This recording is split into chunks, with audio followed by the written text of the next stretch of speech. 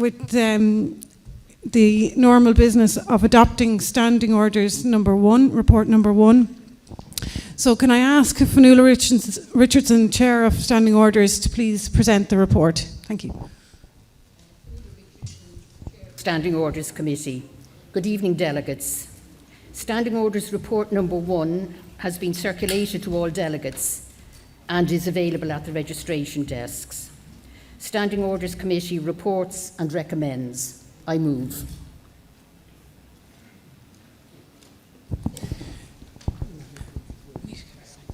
Proposer? Can I get a seconder for the standing? I have a seconder. All those in favour? Okay, all those against? So it's carried. Okay. We're going to move now to the opening welcomes, and we have our own native here, Councillor George Lawler, to give the welcoming address at this 69th Labour Party conference. Thank you.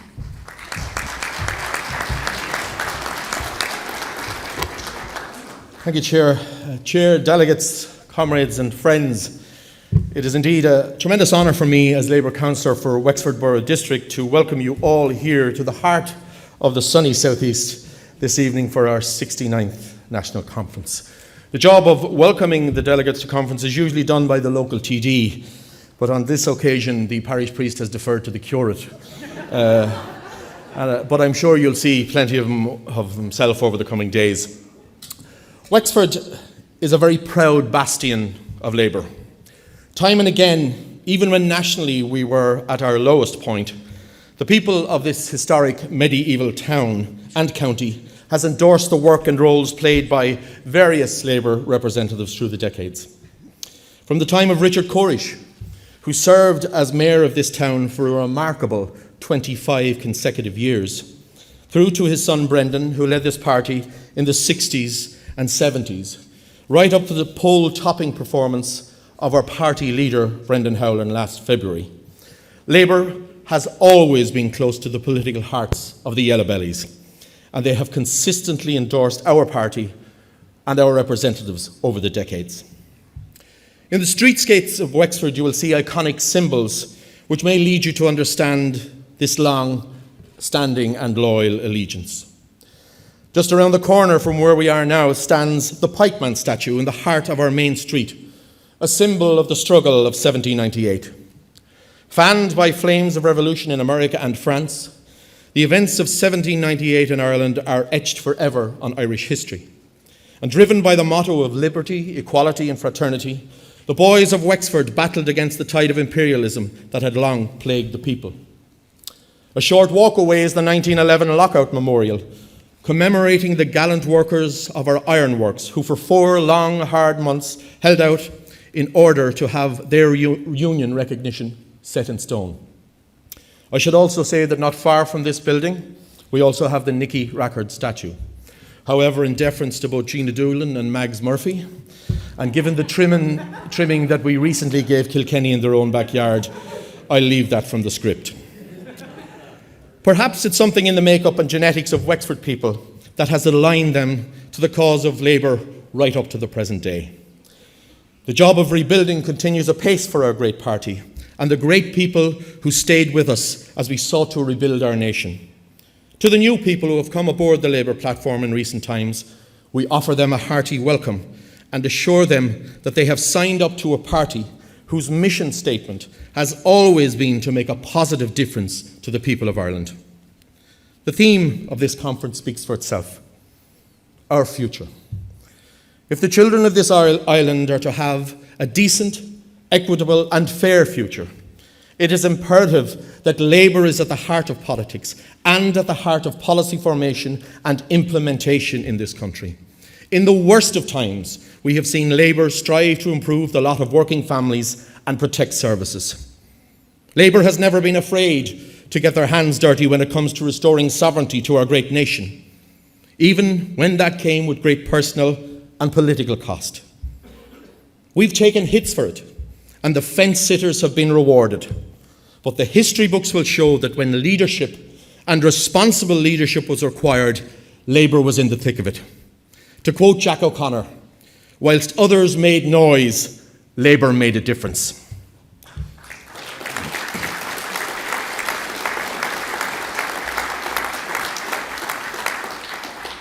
This weekend, of course, is not just about debate or the serious business of politics and policy. And with that in mind, I encourage you all to step through our wonderfully historic narrow streets in our great town and maybe even engage in some commercial indulgences. The cultural capital of the sunny southeast welcomes you all to this very important conference. I wish everyone well in their deliberations and also those seeking election, and wish everyone involved in the 69th National Conference of the Labour Party a very happy and productive stay here in wonderful Wexford.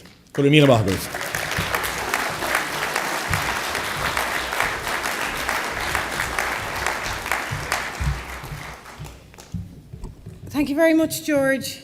And it now falls to me for the chairperson address. As you know, this will be my final address as chairperson, so I'm particularly honoured and somewhat emotional this evening, but looking forward, as I say, to the weekend. Delegates, comrades, friends, welcome to the 69th Labour Party Conference in Wexford. Thank you all for making the journey, which already shows your huge commitment. It is important for us all to gather this weekend to strengthen our bonds and to rejuvenate our spirit, having gone through a profound and testing general election. We all know it was difficult being in government between 2011 and 2016, but we can be proud of Labour's many achievements during this term. We guided this country back from the abyss of Fianna Fáil's failure and mismanagement to become the strongest growing economy in Europe in 2016. Labour is a party of work, and we prioritise jobs to give a new lease of life to many thousands. And we didn't do it by cutting the minimum wage as Fianna Fáil and the Greens had done. We secured better trade union rights and not only reversed the cut, but raised the minimum wage twice. Labour pursued and delivered on marriage equality and the X case. These wouldn't have happened without Labour in government.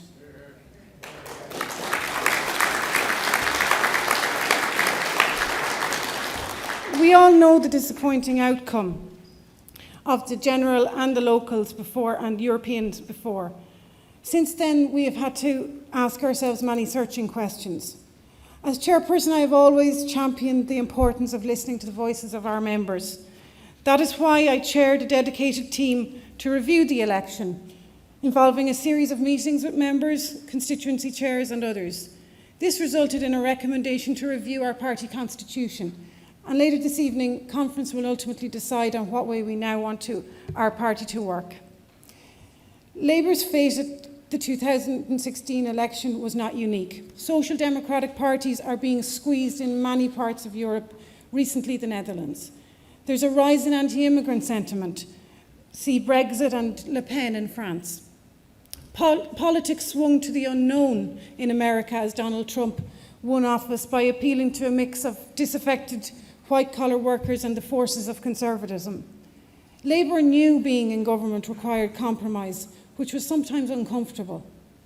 We chose real influence over isolated purity in politics, to bring our policies to bear, to limit the impact of budgetary cuts, and to provide stability in the national interest. This may have left us exposed politically, but we did right by the people of this country. We showed we are a party of substance by stepping up to the plate when our country was at its lowest ebb. We set the stage for an expansion in public spending. We got little credit, but we made progress. People should not be deceived by what are packaged as radical plans, but what amount to empty solutions, whether economically unviable, power-driven, or socially regressive. Too often, the far right, the far left, and hard-man nationalism is based on fear, disdain, resentment, and an uncompromising approach. Only tolerance, equality, collaboration and rationality can create a progressive society. That is what Labour stands for. That is why we will prevail, and we must prevail as a party. Labour must champion a renewed social contract underpinned by investment in public services, providing a fair deal for workers, reducing poverty and improving income equality. We must convince the electorate that progressive and constructive politics can build a better society, not the angry, divisive and macho rhetoric that is gaining traction around the world. In the end, shouting and banging the table is no guarantee of a better future. Yet that is what so many on the opposition benches in the Dáil are doing now, and even some within Cabinet. The outcome is an erosion of trust and confidence and no meaningful progress. Now we have a ramshackle government propped up by Fianna Fáil with little coherence and at risk of falling apart on personality and policy issues. This is not a steady setup to defend Irish interests, particularly with Brexit ahead. And for those who heralded the new politics, let's look at the facts. This government has passed only 20 pieces of legislation, the joint lowest number in any Dáil in its first year in history. It is a do-nothing regime which has been bogged down in manufacturing shoddy political fixes and runs scared of hard decisions. This government has low standards, typified by really bad decisions. Do you think Labour would have allowed our National Maternity Hospital to be handed over to a religious order that failed to pay its share of compensation? Labour has been proactive in government, in opposition, holding the government to account. We have rolled up our sleeves, making legislative proposals on areas such as ending zero-hour contracts, regulating road crisis pregnancy agencies, removing the baptism barrier in schools, greater transparency to reduce the gender pay gap, and action to tackle revenge porn. Labour's bill to give collective bargaining rights to freelance workers in the arts industry is about to become law and will make a real difference. Labour stands with the bus Éireann workers and has proposed a sectoral pay agreement to regulate the industry. Labour gave huge support to the Cleary's workers in their campaign for justice, which recently resulted in a hard-fought settlement facilitated by no other than our able Dublin Lord Mayor Brendan Carr. This is what must continue to mark Labour out in opposition, workable and relevant policies to implement our principles, not just opposition for its own sake. We must continue to view fairy tale solutions with scepticism, work to develop our own, based on pluralism, equality, solidarity, evidence and responsibility. Tomorrow we will debate the future of work and the greening of Ireland as part of this process. It is imperative for us as a party to get back into our communities, to build links with grassroots organisations and groups. This is a job for us all, every one of us, either canvassing, arranging events in your constituency. It may be joining your local residents association or a voluntary organisation through your work. We must all redouble our efforts to build relationships in our neighbourhoods so that people know Labour is active and listening. We can hold our head up high as a party. Our councillors are doing fantastic work at local level. Our TDs and senators are pursuing issues like workers' rights, childcare, repealing the 8th, policing reform. Loyal and committed members are already achieving the party's rebuild. We must strengthen and deepen this work and reach out to more people who share our way of thinking. We must be ready for a general election. So far, we know we have selected fantastic candidates: Senator Gerald Nash, Rebecca Moynihan, Andrew Montague and Deirdre Kingston, the councillors, and we will proceed with this in the coming months. We also have 40 local area representatives in place. It has been a privilege to serve you as chairperson. It was a huge honour to have witnessed at first hand the commitment, integrity and courtesy of 3 courageous and honourable leaders: Eamon Gilmore, Joan Burton and Brendan Howlin. I am thankful for the support of Labour's inspiring TDs, senators, MEPs and councillors, past and present, in my role over the 4 years. Time prohibits me from mentioning former and existing staff who also deserve praise, but I want to also acknowledge the work of the current Chief of Staff, Neil Ward, and the General Secretary, Brian McDowell. They are leading a very industrious team who go above and beyond normal work hours and work expectations. Most importantly, it takes enthusiastic and loyal members to keep our party vibrant. As chair elected by conference delegates, I have always been conscious of my responsibilities towards the membership. The role of chair is important internally because it carries the duty to ensure proper debate within the party structures. Labour's members must be assured of a functioning party which has channels for engagement and ultimately a cohesive mechanism for decision making. The role of chair is about maintaining the integrity of the party by upholding the constitution and allowing everyone to play by the same rules. I always sought to conduct meetings in a fair and impartial manner so that members could speak for themselves rather than being directed in one way or another. I wish my friend and successor, Jack O'Connor, the very best and have no doubt he will do an excellent job.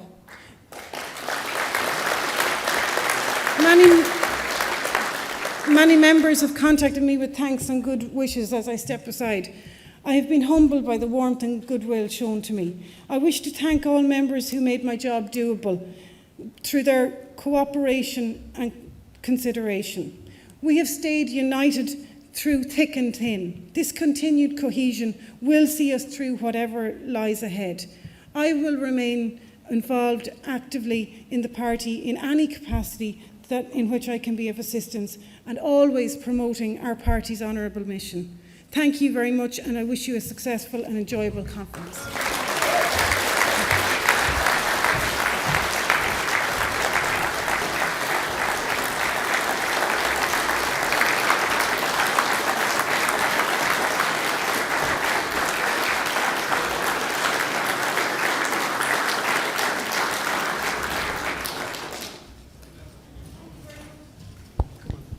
Thank you very much for the standing ovation, which was not expected.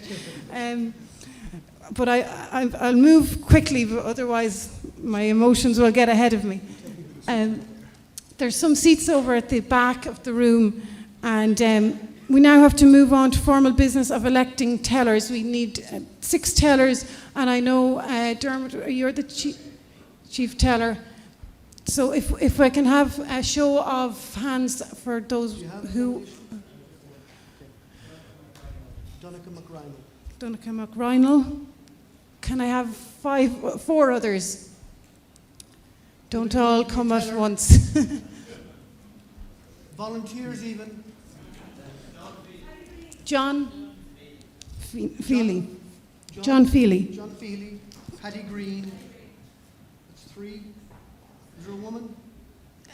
Sorry, this gentleman here. Tony Johnson. Shout your name. Dolores. Your sec. Dolores Lunny. I think that's everybody. Okay. Now I'll ask the General Secretary to give his report to conference. Brian McDowell.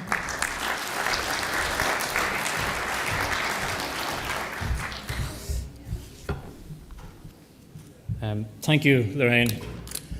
I'm delighted to be in Wexford, addressing for the first time Labour National Conference as General Secretary of the party. Our last national conference was in Killarney in March 2015, and what a lot has happened since then. I want to start off by paying tribute to my predecessors, David Leach and before him Ethan McAuliffe, who have both worked tirelessly for the party in the past, and I know will continue to do so as we rebuild into the future. I'm very lucky to call both of them friends.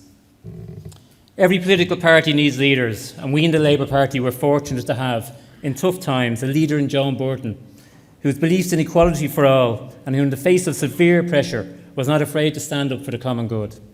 In particular, I would like to thank Joan for all she has done and continues to do to break down barriers for women in politics.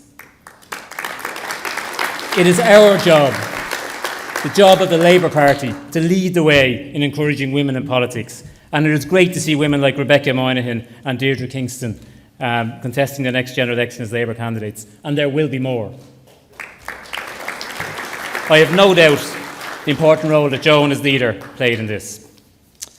Let me now talk a little bit about the last 12 months. We built schools, we raised the minimum wage, we legislated for X, we led the way to marriage equality, and we introduced free GP care for 6 and unders, and much more. I had the privilege to attend parliamentary meetings, to get to know our TDs and senators, both as colleagues and friends.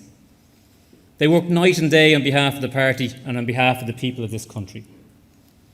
General election 2016 ended for me in the great county of Westmeath.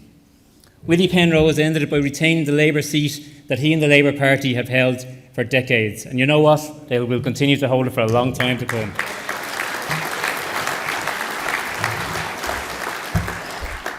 But in the end, the people spoke and seats came tumbling down, and good friends, good legislators and good people lost their seats and their jobs.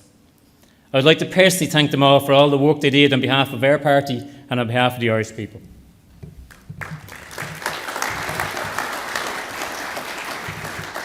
It would be remiss of me not to thank Joe Costello for the work he did as Director of Elections for the Shannon elections.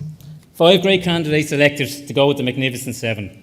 Definitely a pretty good platform to build on.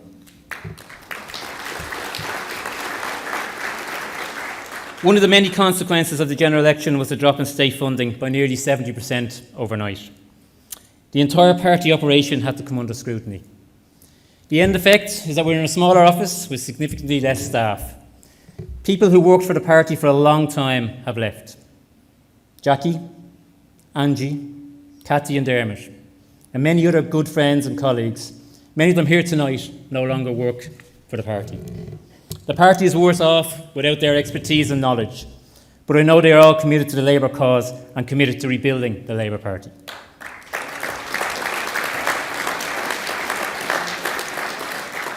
Dermot tells me, sitting in the front row, for over 25 years as a staff member, he had to keep his opinions to himself.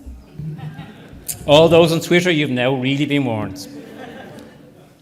This is a very difficult time for everyone, but I'd like to personally take this opportunity to thank Margaret Burns, who is someone that many of you might not know, but someone who is the financial administrator of the party, and as someone who's not just does a great job, but someone who always says the right thing at the right time. We've spent a lot of the last 12 months rightly examining our party, examining our policies, examining our message, and importantly, examining the culture of the party. This is important work that had to be done and that will need to continue long after tonight and well into the future. This evening we will debate a new party constitution. This is your constitution. Your rules, your party. I look forward to the debate and discussion because that's really what conference is about. Over 90 motions, 3 policy papers will be debated this weekend. I'd like to thank the Policy Committee and Alex White for their work on the greening of Ireland, producing a paper on the greening of Ireland and the future of work, and to Dominic Hannigan and others from the International Affairs Committee for their contribution on the Brexit paper. No other party can lead a debate on the future of work. That's what Labour does. We lead where others follows. We offer solutions where others offer sound bites. We look after the common good where others look after themselves. Our Right Step campaign was launched earlier in the year. Childcare is a major issue for many people across this country. The Labour Party has a well-thought-out policy developed for our general election 2016. We've hosted meetings in constituencies from Louth to Cork and Limerick to Dublin. Head Office will support any constituency with posters and leaflets. Let's get out there and talk on issues that really affect people, and let's do it now. I'd like to thank John O'Sullivan for leading this campaign and to Mags Murphy and Head Office for the campaign support. We are currently developing our membership database to make it fit for purpose. I'm sure there will be some hiccups along the way, but please bear with us. You'll receive the next fortnight a survey asking a number of questions to help us update our records and help us create that more inclusive movement that we all want. You may have met Scott at registration. He's the new person in Head Office dealing with the database, so please go easy on him. I do remind him that we have a Labour president and he has Trump. The next general election could happen any week. We will be ready when it comes. New candidates along with some established ones, new policies along with some pretty good old ones, and a Labour vision of decency, equality and justice. The one thing we do know is that the next scheduled election is the 2019 local elections. We have the hardest working councillors in the country. I'm very proud of their work that they do in communities across this country. I don't think we mention that enough as a party. So let me say it for all to hear. Labour councillors on a daily basis make me proud to be a member of this great party.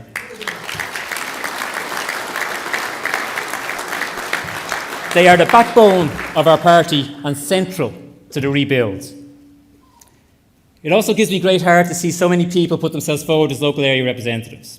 over 40 now and still counting. Communities who had no Labour voice now have one. To really rebuild, we must do it in our communities, street to street, door to door. Head Office is supporting area representatives, and I'd like to thank National Organiser Billy Sparks and Development Officer Kirsty Hannafin for their tireless work that they do on behalf of the party. Our other party sections are unbelievably active. Labour Youth, Labour Women, Labour Equality, Labour Disability and Labour Trade Unions. They're all holding fringe events this week, so please try your best to attend. To Labour Youth Chair, first Grace Williams, now Kevin O'Donoghue. Labour Women Chairperson, Sinead Ahern. Labour Equality Chairperson, formerly Owen Barry, now Pádraig McLaughlin. Labour Disability Chairperson, Mick Keegan. And Labour Trade Union Chairperson, Yvonne O'Callaghan. Thank you very much. And to Caroline Winston, who works in Head Office with the sections, once again, thank you very much. To rebuild, we must change. We must break down barriers that exist for women and young people in particular. We must change the party's culture. We must be more open, more tolerant and more inclusive. We are a movement of people who believe in equality, we believe in decency and we believe in justice. The one thing I'm certain from listening to the membership of our party over the last 12 months is that the fight to rebuild is real. The hunger to succeed is real. And the need for a strong, vibrant Labour Party in communities across this country is real. I'm proud to be General Secretary of this party, proud to work along great staff and proud to address you all here tonight. Enjoy conference. Thank you very much, Brian. And now it's seldom I am sitting beside a very quiet party leader, but no doubt he's going to change that with a rousing speech. I introduced the party leader.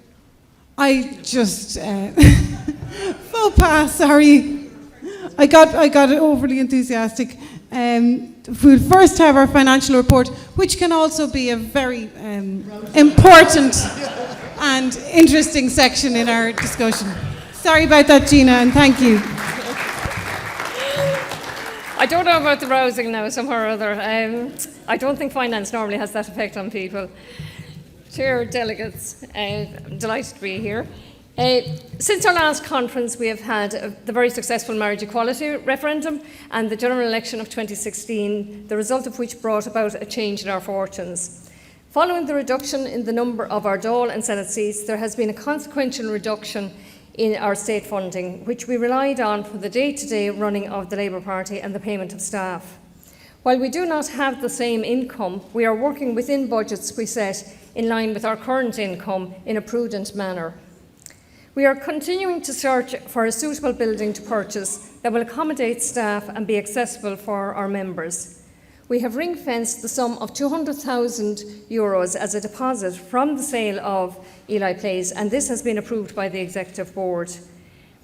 In these challenging times, I am conscious of the need to come up with new ideas in order to broaden our income base for our election fund. As you are aware, we cannot spend state funding on elections and therefore must fundraise in order to build our election fund. In February, we held a very successful and well-attended Rose Ball in the Gresham Hotel, which we plan to hold again next year. I am delighted with the appointment of Mags Murphy as Head of Campaigns, Communications and Fundraising. And along with the new finance and fundraising committees, we will be looking at several other fundraising ideas. We must now look ahead to the local elections in 2019, but before then we are likely to have a general election. In order to ensure success and rebuild the Labour Party, we need to get our message across to the voters in the next general election, which is likely to happen before the local elections in 2019, and may indeed happen at any time. We need ongoing fundraising activities so that we are able to finance information leaflets, advertising, posters, etc. All of your membership fees, branch affiliation fees and constituency election fund, which we receive from you, our members, go into our election fund and are only spent on elections and referenda. While political parties are sometimes criticised for spending on posters and advertising, let us not forget that this spend goes into the Irish economy. It is not just at national level that fundraising is important, but also at local level. It is important that branches and constituencies build funds in order to help their candidates for the local elections in 2019 and the next general election. Branches and constituencies should explore ways of fundraising which allows members who can give their time to organising fundraising activities such as race nights, auctions and table quizzes to do so. Many members have experience and skill sets in these activities and should be encouraged to use them on behalf of their branches and constituencies. The additional value in fundraising activities can result in keeping contact with supporters who may not be interested in being actively involved in a branch, and also bring together members from different branches in the constituency. It is also a way of reaching out to past, present and potential new members. I would like to thank the members of the Finance Committee for their help since our last conference. Every member has made an important contribution and been of great assistance to me. I would also like to express my appreciation to the party staff, both past and present, for their hard work, and in particular to Margaret Burns, our Financial Administrator. I would especially like to thank our General Secretary, Brian McDowell, for the enormous support he has given me as National Treasurer. Lastly, may I thank you, our members, for placing your trust in me for the last 6 years as your National Treasurer. I hope you will re-elect me and allow me to work on your behalf for another term. Thank you, delegates. Thank you, Gina. And after the false start, I now ask the party leader to address you all, and no doubt it will be a rousing speech.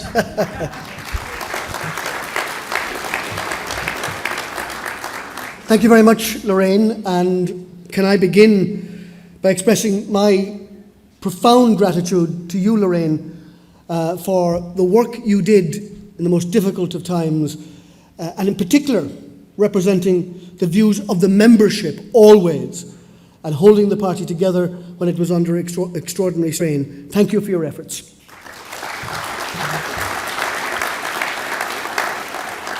Can I also begin on a sad note? Because as we arrived here this evening, we learned of the death of Mary Farrell. Those of us who worked in Leinster House will remember Mary, who worked so closely with Sean Ryan. A hugely bright, intelligent woman who, unfortunately, has died far too young. But we're looking forward to this weekend, and I want to welcome you all to Wexford.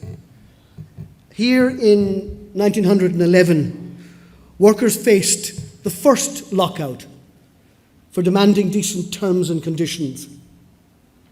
200 metres from where we're gathered is the grave of John Redmond, leader of the Irish Parliamentary Party.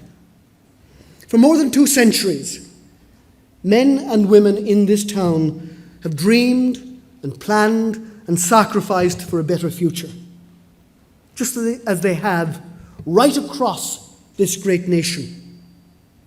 That's the job of politics. That's what brings us in Labour together, to dream, to plan, and ultimately to build a better future. More than 800 members will gather here this weekend. We're coming together for the first time since an incredibly bruising general election last year.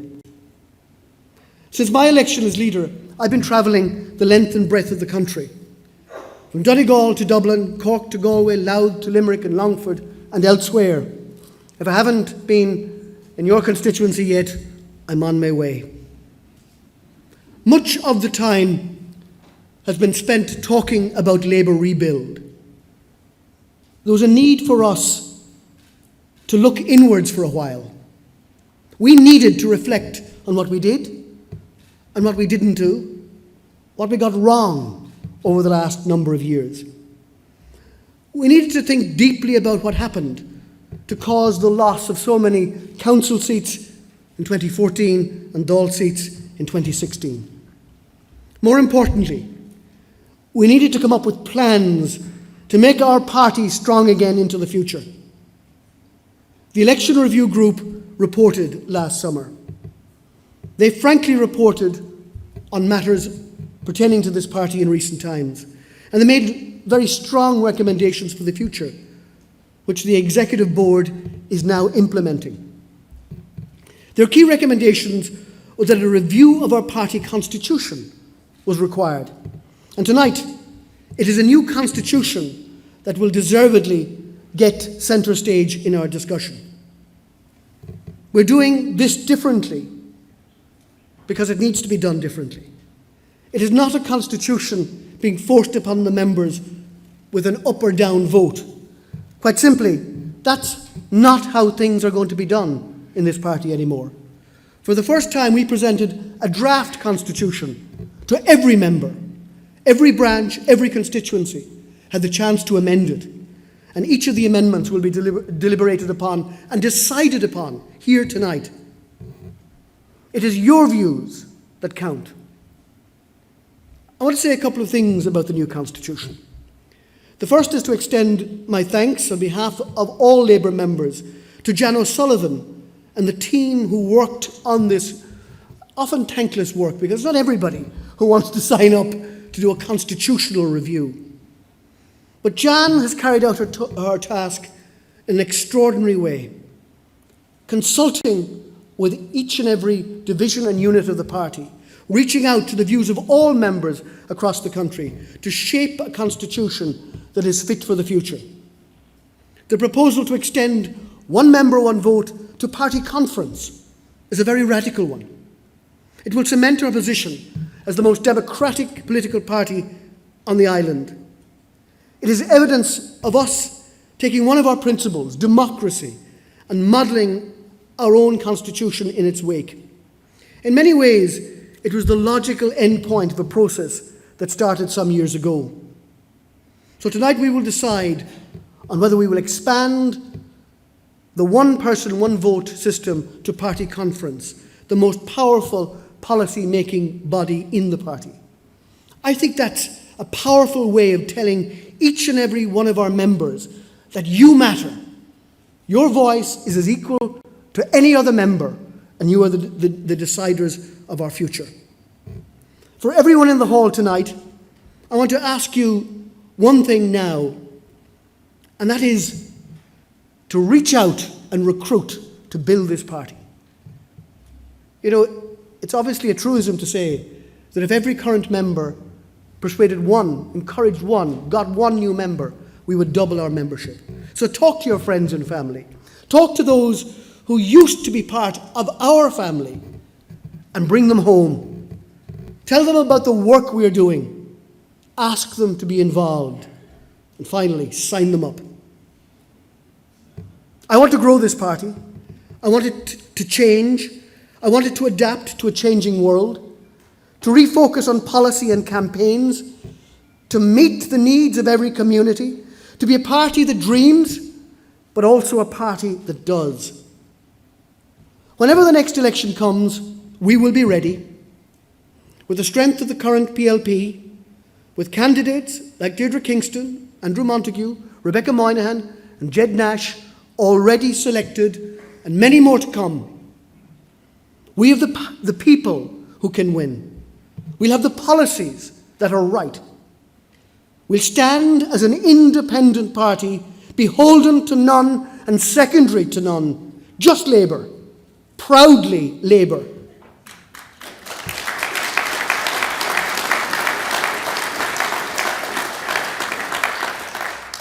There are those who want us to fail, those who see division within the PLP where none exists, those who want to block out what we have to say. So be it. That won't stop us, because we're focused on our future, our country's future, on decency, on justice, on equality. They're our bread and butter.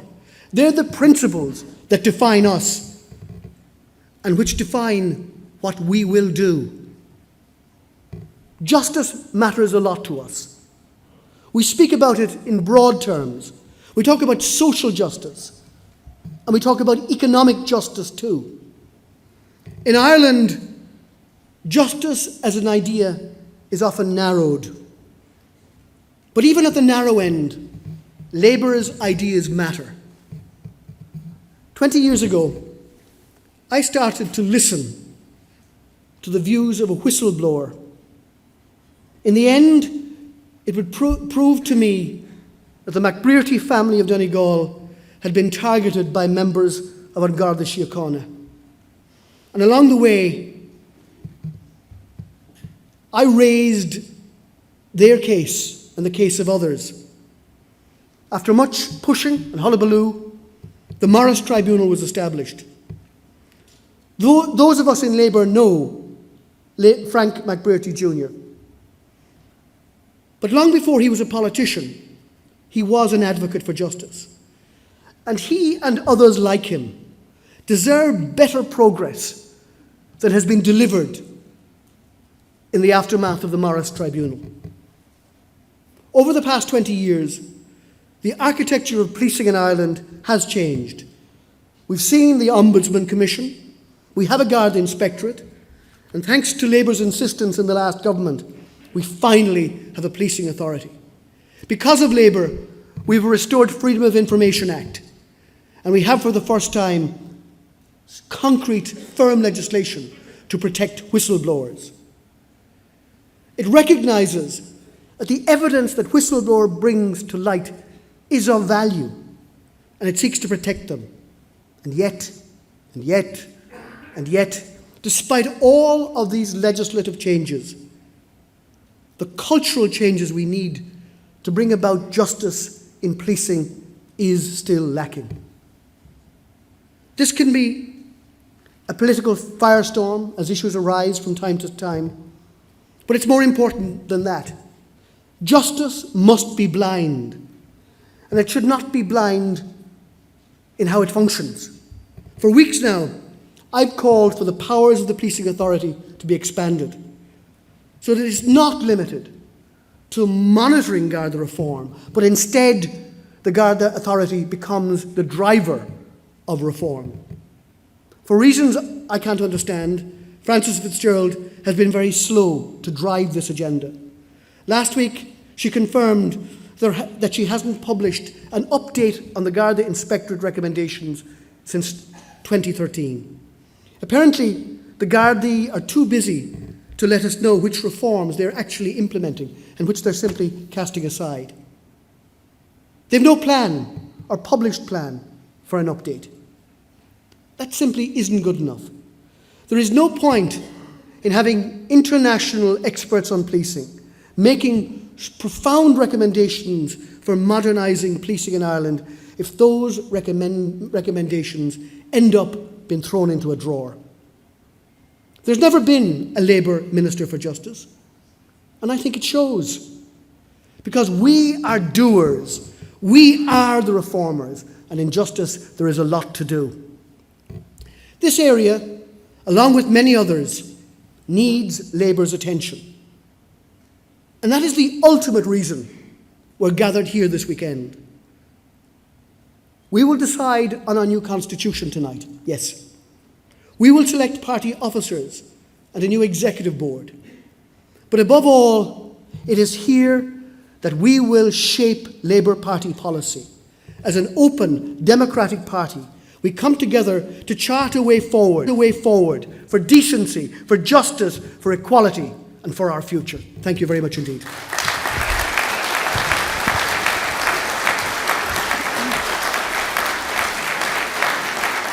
Thank you very much. Thank you very much, Brendan. And I think that sets the tone for our discussions this weekend. And now we have our first and major discussion point this evening, which will be the Constitution. So, in order to move to that debate, we have to adopt we have to consider the adoption of Standing Orders Report number 2. So I would ask, please, for Fionnuala Richardson to present the report. The document is now being circulated to delegates, but Fionnuala will go through it. Okay. Good evening, delegates. Standing Orders Report number 2. In relation to the motions to amend the party constitution, in the session on party affairs, we recommend as follows. Now, this is being circulated, but it's quite a long. Do you still want me to read it out? Okay. It deals with Amendment 1A to Schedule 1, which would preserve the party's existing principles and objects. If this amendment is passed, then Amendments 1B, 1C and 1D will fall. Amendment 1B proposes an alternative formulation of the party's principles and objects to that proposed in the substantive motion. If B passes, then 1C and 1D will fall. 3. If Amendment 1C is proposed and passes, then the first part of Amendment 1D, which seeks the same objective, becomes repetitive and unnecessary. The second part of 1D, relating to the vision of Ireland as a secular state, remains relevant and can be put from the chair on a standalone basis. If 1F and 1I are both as a newly recognised section is added to the list of party sections encompassed by 1I or 1L. The second part of Amendment 1F and Amendment 1H both seek to amend Article 7, Section 2D of the proposed text. The two proposed amendments are for unconnected purposes and can be debated and voted on separately. If both amendments are passed, Conference will be deemed to have approved an amalgamated text in which labour disability is inserted immediately after labour equality into the text of Amendment 1H. 6. If Amendment 1L is passed, then Amendment 1I is passed, then Amendment 1J to similar effect will fall. Text, they may be debated and voted on separately. If both amendments pass, then Conference will be deemed to have passed an amalgamation version encompassing both amendments. Finally, if motion number 1 passes, then motion 9 from Nina falls. Then second, an emergency motion on the National Maternity Hospital ownership issue will be taken on Saturday during the Health and Children session. Text will be distributed in the morning. Thank you. I move. Thank you for that, Fionnuala. Can I have a seconder for the report? Seconded. Okay, I can. That's agreed. Agreed.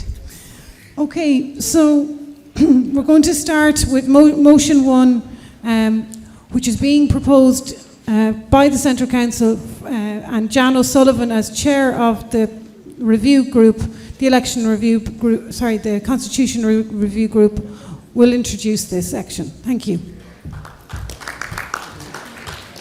Good evening, delegates, colleagues, friends. It's an honour for me to propose the very first motion tonight, and that is the motion on behalf of Central Council to amend the Constitution. And in doing so, I would just refer to what Brendan just said, that we are doing things differently. We were asked to review the Constitution as part of the review after the election, and indeed as part of Labour Rebuild. And we set about doing that by, first of all, consulting members. We had an online survey. We had a series of meetings, both out around the country and indeed with various representatives of constituencies, etc. And we had a debate at Central Council, which was a very engaged debate. And right all the way along that process, we listened to members, we made changes, and then the draft constitution was sent out to you with the draft agenda for the conference, which gave constituencies and members time to read what was being proposed and indeed to propose amendments. And we have a series of amendments tonight, and indeed you've just heard this sequence in which, quite a complicated sequence in which they'll be debated and voted upon. But I think the important thing in all of that is that it is your constitution, as Brian said at the start, and it is about all of us together debating and coming up with the best possible model. We were a relatively small group, and we've drafted what is before you tonight, and I hope you've had an opportunity to read it. I just want to summarise, I suppose, what are the main points that we're putting forward to you this evening. And first of all, we set about amending the introduction, the principles and objects. And during the survey, there was a 70% response that said that we should review it It was written back in the 1990s. Our aim is not in any way to dilute the principles, the vision, what we all stand for, but it is to make it more concise. It is to make it more readable, to update it. And above all, we wanted it to be inclusive. So, whether you define yourself as a social democrat, a democratic socialist, a feminist, whatever, we want this constitution to be inclusive of everyone. So that was the first element of it. And there are amendments down to that, and they will be debated later. We look forward to that debate. And certainly we have read the Labour Youth Amendment, which we think is very strong, and it will be up to you to decide. And there are also some suggested additions, such as referencing the European Union, which we also believe is a positive addition. So that will be debated later. The second point I wanted to make is the one that Brendan Howland stressed, and that is more power to the members. And that is the radical proposal that there would be one person, one vote at conferences for the future. Now, there is a safeguard there. You will have to be a member of the party for 12 months. So it's not, there are certain lessons that we've learned from other parties. You don't come in overnight and get a vote at conference. But I've always felt that it was unfair where you might have a branch where there might be 10 or 12 really active people who contribute to policy, yet some of those have to come along to conference and they're just observers. I think that's unfair. I think we should give members the opportunity. We already have it. We already have it with the leadership and indeed with selection conventions as well. So this is a natural progression and I think a good step to take. We also want to give more power to members in terms of the membership of the executive. Currently, as you know, there's the panel of 3 men and 3 women selected, plus the treasurer, plus the chairperson, are all elected at conference. So by proposing that there would be 4 men and 4 women elected at conference, that would mean that the majority of the executive would be elected by the membership at conference. And we think that that's an important way of giving more power to the members. There are proposed amendments with regard to maybe making the executive larger. Personally, my view is that we don't want it to be too large. It has to be effective, but those will be debated later. The third point is in relation to the Central Council and in relation to what's very important to all of us, which is about policy making, campaigning, our links with the trade union movement, and indeed the fourth one is the international unit. So we're proposing there would be 4 units under Central Council, reporting to Central Council, the campaigning unit, the policy unit, the international unit, and the trade union liaison unit. And they would report to Central Council. They would be active working units within the party so that we will have that strong focus that we want to have on policy making and on campaigning. And indeed, linked to that, our trade union links, of which we are extremely proud.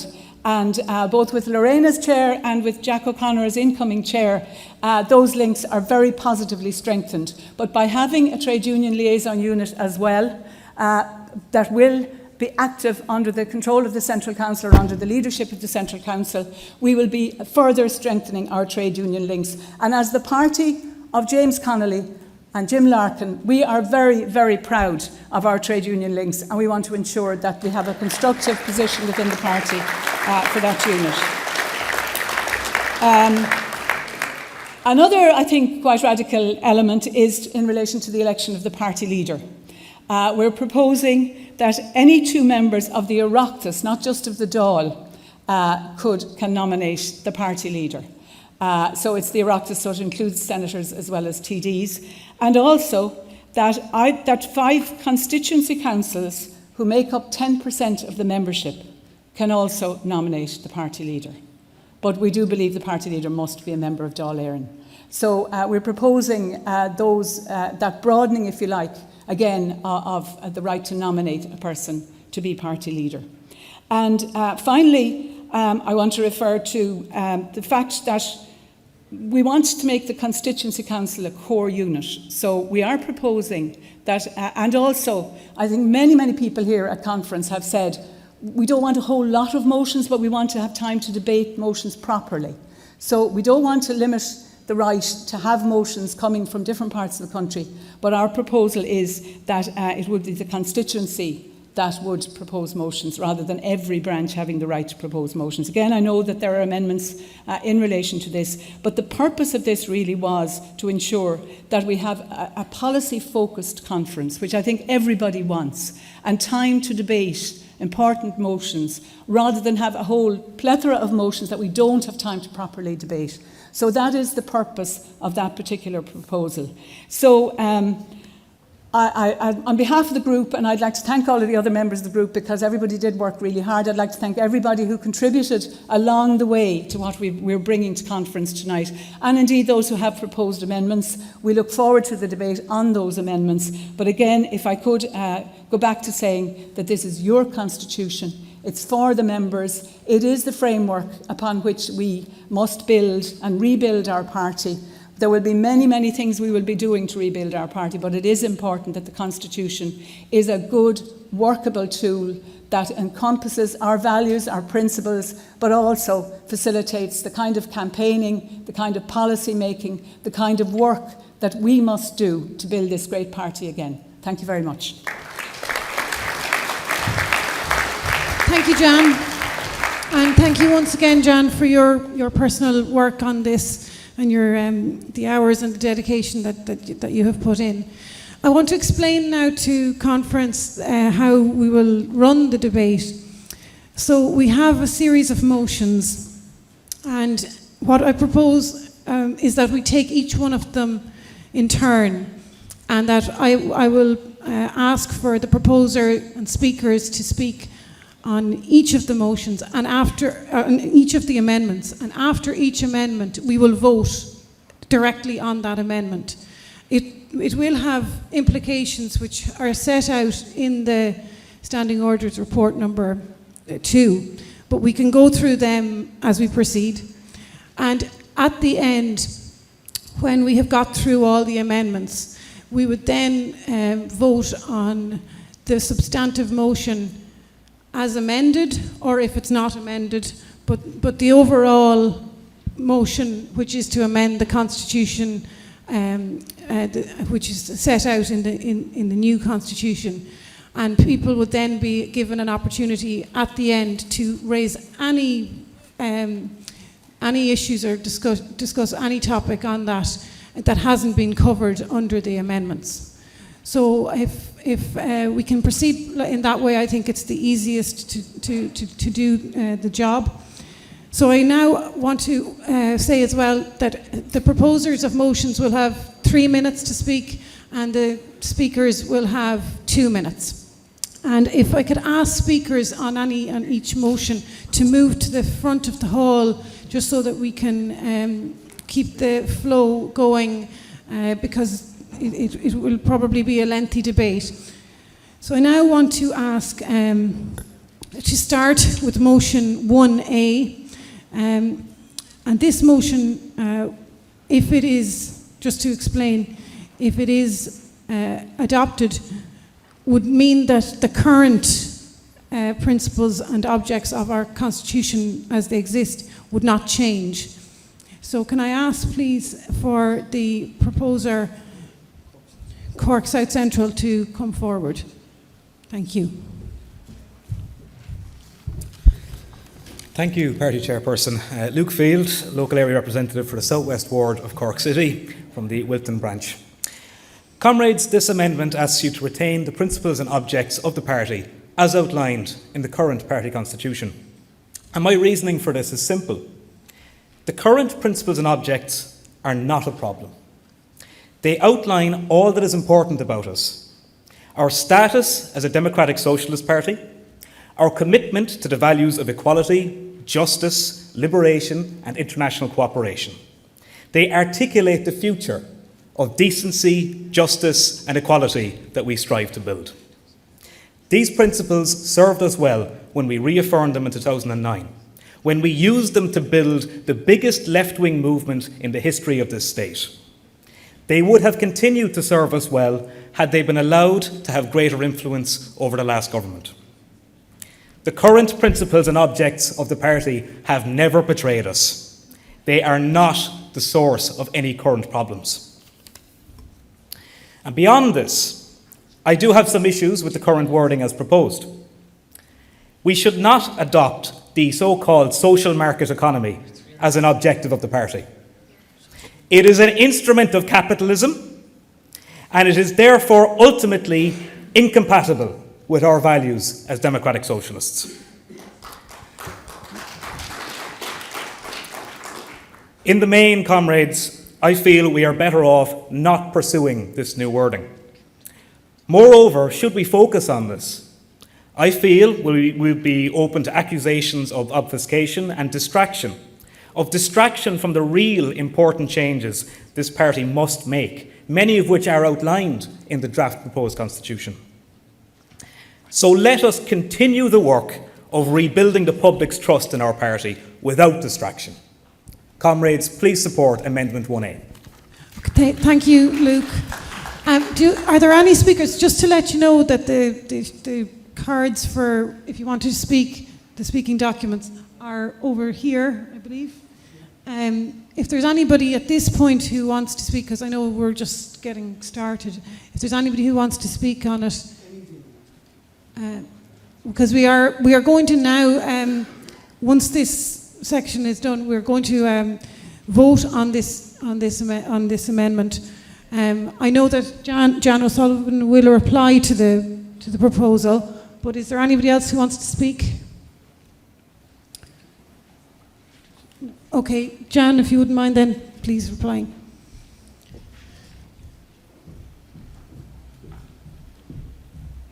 Thanks, Chair. I'll just reply very briefly and just to say that I think we do need to update the policies and principles. And as I said, there was a 70% response suggesting that we did need to. And you know, in quoting from what we are proposing, we say we strive for social and economic justice where everyone has a fair opportunity to develop their personal and social selves and to participate in the economic, social and cultural life of the nation in conditions of freedom, solidarity, justice and equality. And I'm not going to quote the whole lot, but we go down at the end to say our vision is of an Ireland contributing to the sustainable development of the earth, to solidarity and mutual respect among peoples, to the eradication of poverty and the protection of children's rights, to the strict observance of international legal commitments, and to a collaborative and participative approach to international relations and peace between states. You know, I think to just reduce the document to simply the reference to the social market economy does not do justice to what we're actually proposing, which is much more inclusive and which does refer to democratic socialism, to the values that we all share. And maybe could I also point out that as the Standing Order Committee report has said, if Amendment 1B is passed, then 1C and 1D will fall. So, if Amendment 1A is passed, then Amendments 1B, 1C and 1D will fall. So I think it would be a pity if we didn't, for example, have the opportunity to debate those amendments as well. But I would say overall that, you know, we do need to speak to people in relation to what we stand for, and we do need to be inclusive. And I think what we are proposing in the document, which you have all read, is genuinely inclusive of the different strands within this party. And I do believe that it is a basis upon which we can go out and recruit and rebuild. And I would urge you to not simply go back to the document that we have had since the 1990s. Thank you. Okay, thank you, Jan. So I'm now going to, unless there are other speakers which I haven't received, I'm now going to take a vote on Amendment 1A. So can you have your cards ready, please? All those in favour of Amendment 1A, raise your hands. All those against? It falls, so the vote against has been carried. Which means then that we now debate Amendment 1B, which has been proposed by Labour Youth. I presume I have a proposer from Labour Youth? Yeah, great, thank you.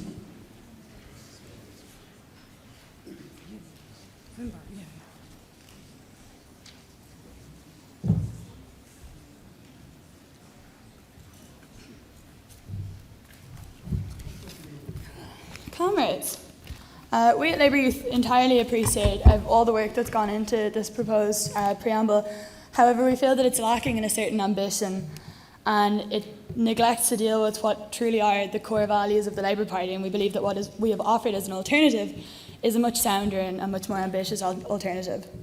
So I suppose, to begin with, the one that's being proposed omits reference to socialism and, more importantly, class divisions.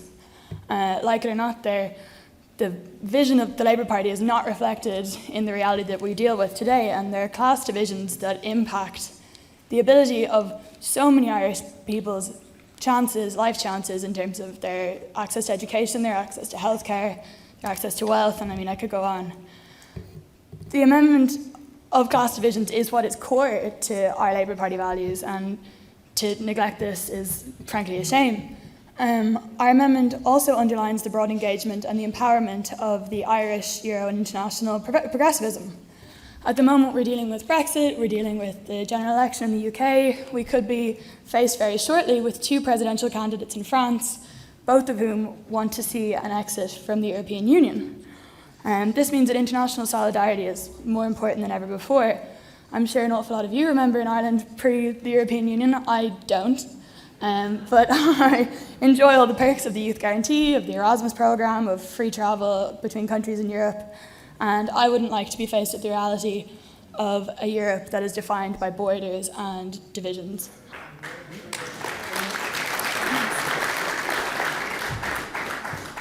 Another glaring issue in the proposed is the view of the government as the sole vehicle for social change and the sole rectifier of injustices in this country. This is a sort of paints a pessimistic view of the future for the Labour Party. There are, the parliamentary party, the sections and the members all work tirelessly in the rebuild, and we have seen an awful lot of progress since the general election. However, this progress is not going to come overnight, and it's highly unlikely that we're going to find ourselves, unfortunately, as a majority government or even as a minority in the foreseeable future. So this sort of seems to diminish our potential to enact any social change in the country, which I'm sure is something that we all want to see happen in the near future. So we do see that this is a kind of a bit of a shortcoming of the preamble. And on that, it additionally diminishes the work that ordinary members are doing. All of us are here, all of us go door to door canvassing, we leaflet, we talk to our friends and family, and we further the progressive views of the Labour Party. So it's not just a few members of the party promoting our views at a governmental level that are enacting our vision in Ireland. And on that, a party that is founded on the picket line, it seems an awful shame that we would diminish the power of the people. So in that, in the interest of being concise as well, to include those who suffer the most in the country is possibly the most important thing that we can do as a party. So I'd urge you all to vote for our amendment. Thank you very much. Okay, thank you very much. I have a speaker, Finbar Guinea, who wants to address this point. Come forward, thank you. Sorry, I should have said from Donamead, Dublin Bay North. Comrades, I want to speak in favour of the Labour Youth Amendment. I think it's a far, far clearer statement of principles and a statement of what we stand for than the other proposed amendment. But 2 things in particular strike me. The Youth Amendment describes us as a socialist party. The proposal says we're a party who counts amongst its members socialists, and by the way, it distinguishes between democratic socialists and social democrats, whatever that distinction is. It includes environmentalists, progressives, whatever they are. The Labour Youth Amendment says we are a socialist party, and that's the way we should continue. And there was a reference earlier to some defeats of the social democratic movements in Europe, for example, in the Netherlands and other places. The reason for that is the same as we were defeated here last year. It's the failure to fight for socialism that caused that difficulty. And socialism isn't an abstract concept. Socialism is the encapsulation of fighting for working class people, for trade unionists, for communities, for women, and for oppressed people generally. So we must describe ourselves as a socialist party rather than a party which counts amongst its members some socialists. And just one second point, I want just more of a question. We should remain members of the Socialist International, and we shouldn't pose as the alternative this new thing, the Progressive Alliance. whatever that is. And I'd like somebody who's replying to the debate to explain to me, why are we leaving the Socialist International and joining some new amorphous group called the Progressive Alliance? Thank you, comrades. Support the amendment. Okay, thank you. And John, I think you're going to respond. There's nobody else who has indicated on that point. So, John, if you can.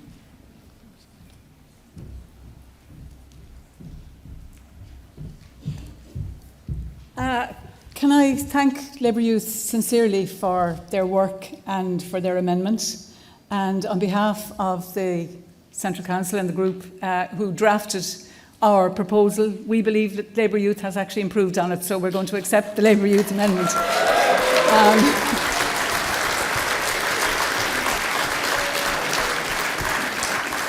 But could I just point out that the Labour Youth Amendment also does use the sentence, we are a movement of democratic socialists, social democrats, environmentalists, progressives, feminists, trade unions, united in our commitment to social and economic justice, to closing the gap between what is and what ought to be. So I don't think there is any difference amongst us in that regard.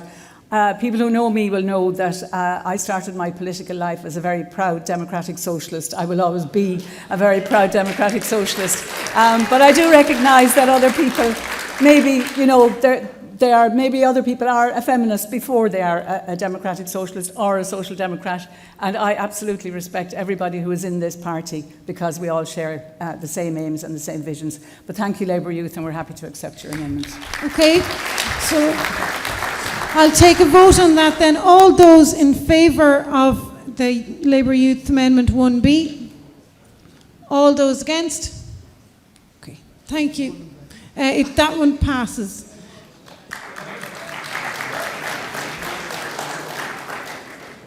So that means that 1C and 1D now fall.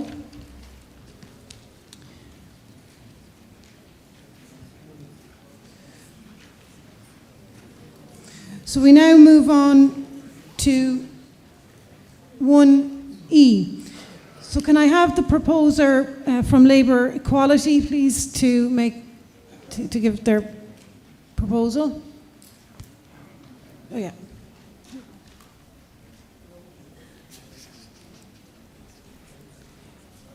Is there anybody from Labour Equality? Oh, yeah. Would you believe it?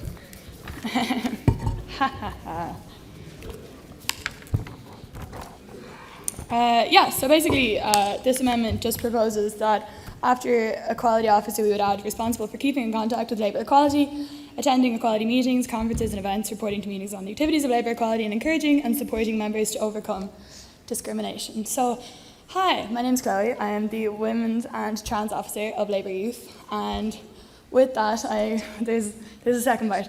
I attend meetings with Labour women, and this has been absolutely invaluable to the work that I've been doing in my role with Labour Youth. I don't think that really I could do anything at all, if not a terrible job, if I did not have such close and such frequent communication with Labour women, because ultimately those two spheres are very interconnected, if not they're the exact same thing. So I have found that that's been a really fantastic opportunity to network with people who have got the wisdom, but B, the contacts, which are terribly useful. And I also sit on the committee of Labour Equality, and I do think that we require a little bit more dialogue between sections if we're to truly, very efficiently and effectively promote our progressive agenda. So yes, I'd encourage you all to vote for this, please and thanks. Thank you. Okay, thank you. Is there any speakers on this motion? I haven't had any requests.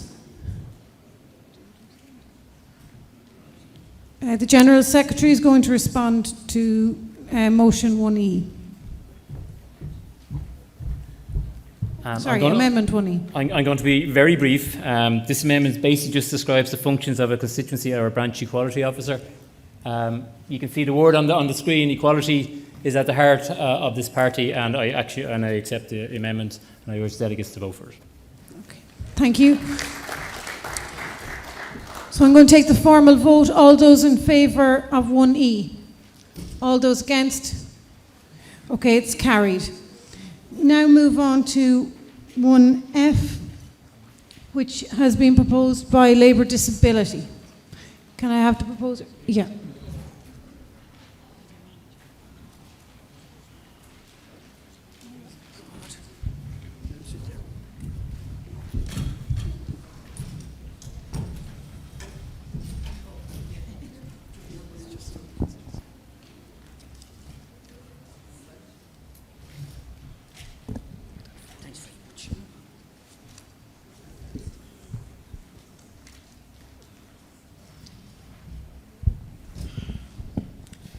Good evening. My name is Mick Keegan. I'm Chair Labour Disability. 1 in 6 people in Ireland have a disability, which makes them the largest minority group in Ireland, and of which anybody in this room, God help us, can become a member. You know, we want excuse me. We want Labour to be the natural party of choice for people with a disability by making sure that we are accessible party. We have made good progress so far in doing this. For example, now videos that come out from Labour HQ have subtitles. And as you can see, we have, on the far side here, we have people who are hard of hearing can actually read what's being said. You know, so it's quite good. Over the last 5 years, we have produced an accessibility policy for this party, which was taken on board, I think, 2 conferences ago. And we're the only party in Ireland to have an actual accessibility policy. You know. Also, on the last manifesto for the election, we put a great bit of work into it on disability issues. But we came across with seeking to solve the problems of things we put into the manifesto, so that, you know, we weren't just complaining and looking, we were being positive and actually putting solutions to the problems. You know. Also, what we're doing now, I think, Madam Chair, is that we're reaching out to the people with disability. And one way we've done this year was with the help of the Lord Mayor of Dublin, and I have to say it's been a great help. The whole... We had 2 seminars, okay? One in January and one just there last Wednesday, okay? Where we got people from the disability community and those who involved in the disability sector to come on board and to actually work out a plan of making Dublin accessible. Now, Labour Disability said, yeah, we're doing that in Dublin, but we have planned what we want to do is to make every town and village accessible for everybody, because it's important. You can make a building accessible, but if you don't make the access to the buildings, to get into that building accessible, it just doesn't work, you know. I know with the last election, we were hit pretty hard, and there was a few of them from the disability sector where, with the withdrawal of medical cards, increase on prescription charges, the cutback in essential supplies and services, we sort of lost a bit of touch. I know we're going through a bad time, and I know the likes of Sinn Féin and the Independents and all these are saying, oh, that's out of the way. We're still going through a bad time. We're just learning to crawl and get back in again, okay? But on disability, the vast majority of disability people are actually people who are on the low end. They're on social welfare. And when these cuts happened, they were already cut to the bone. And basically what these cuts did, they actually cut through the bone, you know? Now, what we want to do to achieve what the attitude towards disability in the wider community is changing for the better, though it's a bit slower, slower than we would like. Most people recognise that we need to move from the day where people with disability were locked away, living lives scheduled more more to the needs of staff and to the needs of the service users. People with disability need to be supported to live lives of their own choosing and on equal basis to everyone else. They need to be able to access essential services like transport, housing, health, and to be able to find and retain jobs, and good paying jobs. I mean, there is people there with disability because of the nature of the way the social welfare system is set up for them. They're afraid to take on jobs because they may lose that net, you know, it doesn't work out for them. To achieve this, Labour disability needs to become a full party section, standing alone with the other section, working closely with public representatives and head office staff to make to make and to recognise and support the need of people with disability to live independent lives of their own choosing and not to be dependent on charity. Now, just one more thing. The Convention on the Rights of People with Disability. I was sad that the Labour government didn't manage to ratify that, and I would ask those now that are in the door is to seek to try and get that ratified. Thank you.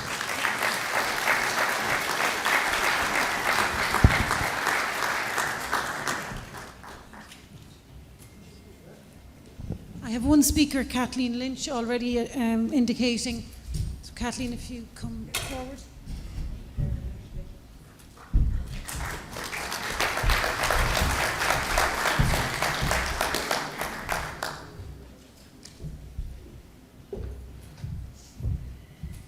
If I knew that taking my time going to the podium gave me a round of applause and extra time, I'd have done it years ago. To the proposer of the amendment, I think that the outline of what you're saying is absolutely true, and I'm here to support the amendment. I really do believe that disability now is such a wide range, and I don't believe that we have yet gotten our heads entirely around exactly what we're talking about. Each and every one of us can acquire a disability, and as we are now living longer, staying healthier for longer, we will acquire a disability of some sort, whether it's that you need glasses, hearing aids, hip replacements, whatever, we will need it. And it is different. It is entirely different. I accept fully why the party thinks that it should be lumped in under justice and equality. I accept that. But where, for instance, in justice and equality, do house reconfiguration come in? Where does planning come in? You know, where does the dish and the footpath come in? It is different, and we need to start looking at it differently. Disability is going to be the growing area in society. And Labour and disability will, in fact, be the most powerful group within this area. Labour in government, and I did it with the help of my colleagues, we brought through the capacity legislation, the biggest piece of enabling legislation that this country has ever seen, and the major obstacle that stopped us from ratifying the UN treaty. The major obstacle. There was one other piece, and that was deprivation of liberty, and that was being worked on. Why this government, this present government, hasn't moved in order to enact that is beyond me. But that is a campaign that Labour and a separate disability group can in fact take on. There are things within disability that will never be covered by equality and that will never be covered by a portfolio of justice. I support the amendment and I hope you will too. Thank you very much. I have another speaker, a few other speakers. Sarah Dunn from Carrick-on-Suir, Tipperary, on this amendment. Hello, Sarah Dunn, Carrick-on-Suir branch, Tipperary constituency. I'm standing here today to say that I am in support of this motion because you look at me, you see a healthy young woman who's standing before you, but what you don't know is that I'm living every day with a disability. 12 months ago, I actually was in hospital having a lumbar puncture done to find out that I had MS. Disabilities are not always something that you see. They are invisible. They are growing, as Kathleen said. The ageing population, Our healthcare system is supposedly getting better, so therefore we're living longer and there are more disabilities happening every day. Don't let labour disability be invisible as my illness is, because we are a group of people that need support, and I urge you to please support this motion. Thank you. The next speaker is Pádraig McLaughlin from Labour Equality, and then can I ask Jerry Kerr to be ready, please?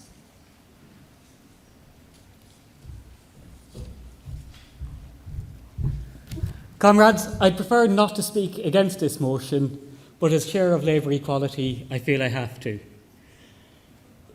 Mick Egan has given a fantastic overview of exactly how much labour disability has achieved as a subsection of labour equality. And we are eager to stand back and let that continue with labour disability as a subsection of labour equality, as we did with labour LGBT in the past, in bringing through so much equality legislation. We will be there when we are needed. When we're not needed, we will stand back and just offer quiet help while letting other people take the foreground. But we need to be there as a unit, helping across all grounds of discrimination, helping to keep things unified, helping to work as a party together, just taking common strength from each other and working together to achieve our aims. Thank you, comrades. I ask you to vote against the motion. Thank you, Pádraig. Jerry, if that's great.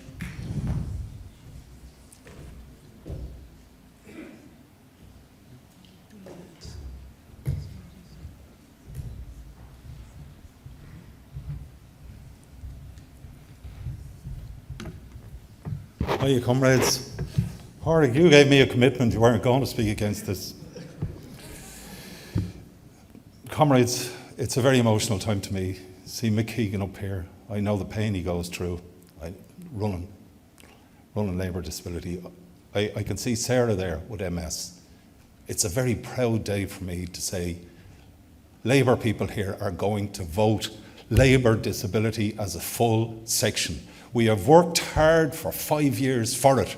The only reason against it would be the one Jan said, too large to be effective. Look at it. A woman goes into a post office and says, give me, please, my children's allowance for 5 children. No, you're only getting it for 4. Why? I have 5. Well, you might have 6 or 7. It's just too hard to manage. Well, my 5th child is the very same as the other 4. No, some are more equal than others. We are as equal as Labour Youth, as Labour Trade Union. We represent 600,000 people. We have earned our dues. We've put the work in for the last 5 years. The only reason you can argue against it, and I ask, please, Jan, to support this, the only reason is management reasons. I ask you, finally, delegates, if Rosa Parks came to the top of the bus, would you send her back down again because the others wouldn't shift over to make a bit of room? Thank you. Okay, thanks, Jerry. The next speaker is Declan Mina. Declan from Cabra, Dublin Central, Cabra branch.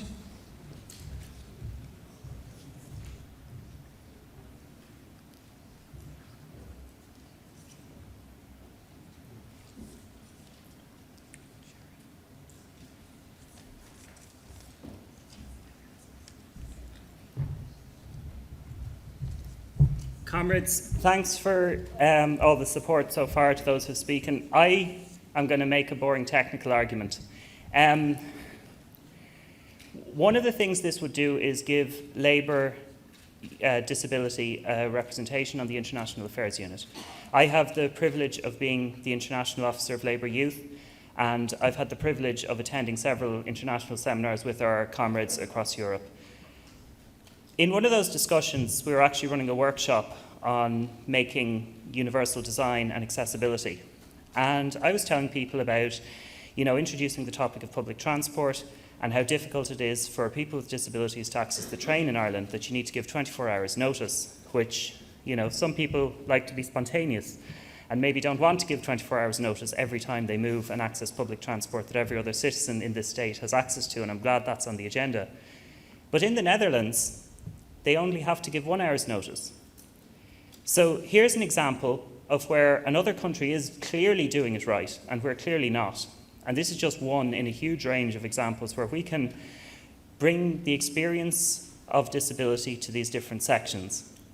This is a very technical debate on a very emotive issue, but I think having the disability perspective in all these new units would be effective, and I think it's a good idea, so I'm asking you to support the motion. Thank you. Thank you, Declan. The next speaker is Councillor Brendan Carr and Lord Mayor.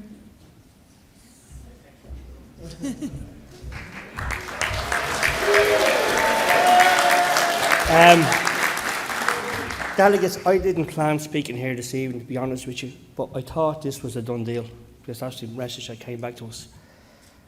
I've learned more about people with disabilities this year than I ever had the rest of the previous part of my life. And I was embarrassed to know how much in the dark I was being kept of the challenges which is facing this group of people on a daily basis. I'm looking behind me at the poster here and I see decency, justice and equality. Now that's either for all of us or it's for none of us. It's as simple as that. And people with disabilities are now asking us to come out and treat them with the same respect, dignity and justice that the rest of us expected to be treated with. Labour women have done more for women's rights in this country than anyone else. Labour youth have done more for the youth in this country than anyone else. And Labour trade unionists have done more for workers in this country more than anyone else. Can you imagine what would happen if we had a Labour disability group doing the same thing for people with disabilities? I urge you please to support this amendment. Can I ask the last speaker, Kevin Donohoe from Labour Youth, please? And then we'll proceed to take a vote on the matter. Thank you.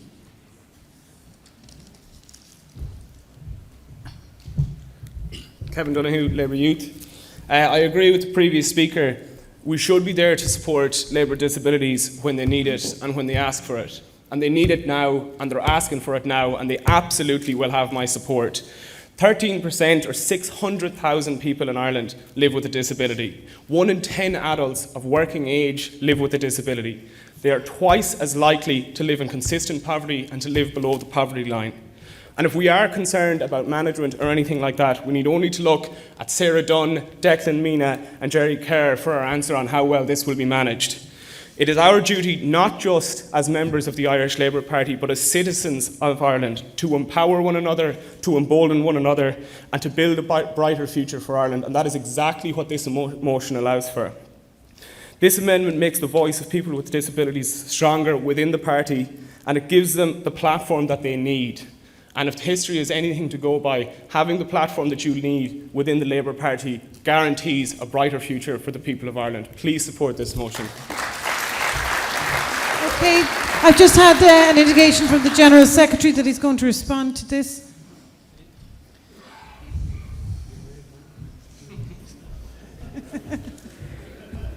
What will I say? I want to respond because I actually want to just say a few words about Labour disability, and not just Labour disability, but the actual people behind Labour disability. People like Jerry, Sarah, Declan, Shane, who I don't think is here tonight, and others, who have made sure that the party have led on people with disabilities, led on those issues, made sure they were at the forefront of what we did in our last manifesto.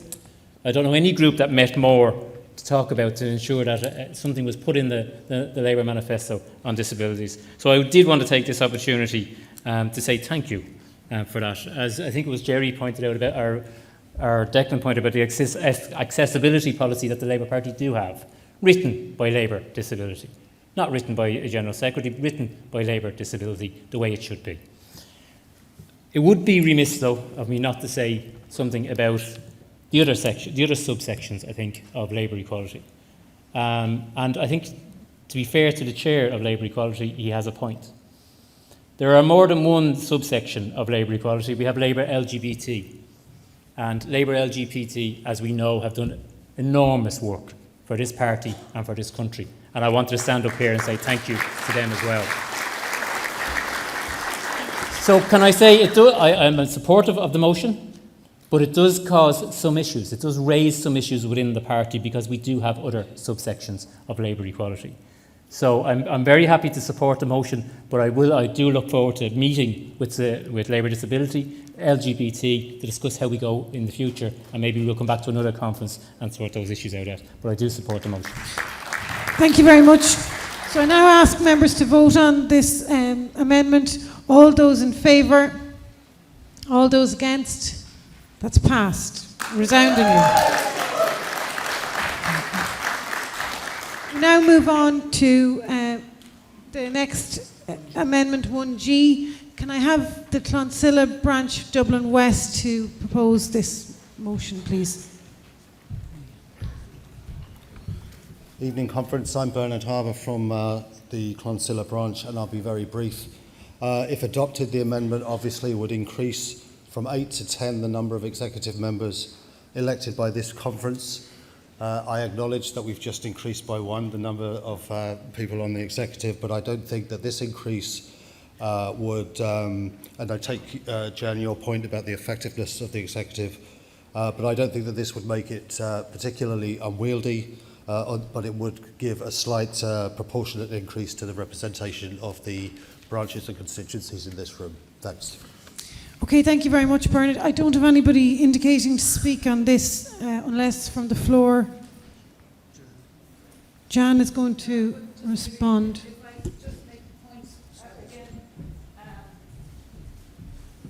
Just to say, as Brian has said, we've been very happy to accept the amendment in relation to labour disability, but we do feel that by adding 2 more, that really we would be making the executive very large. So we don't think that, I already made the point that by having 4 men and 4 women elected here, that we are already having a majority elected from conference.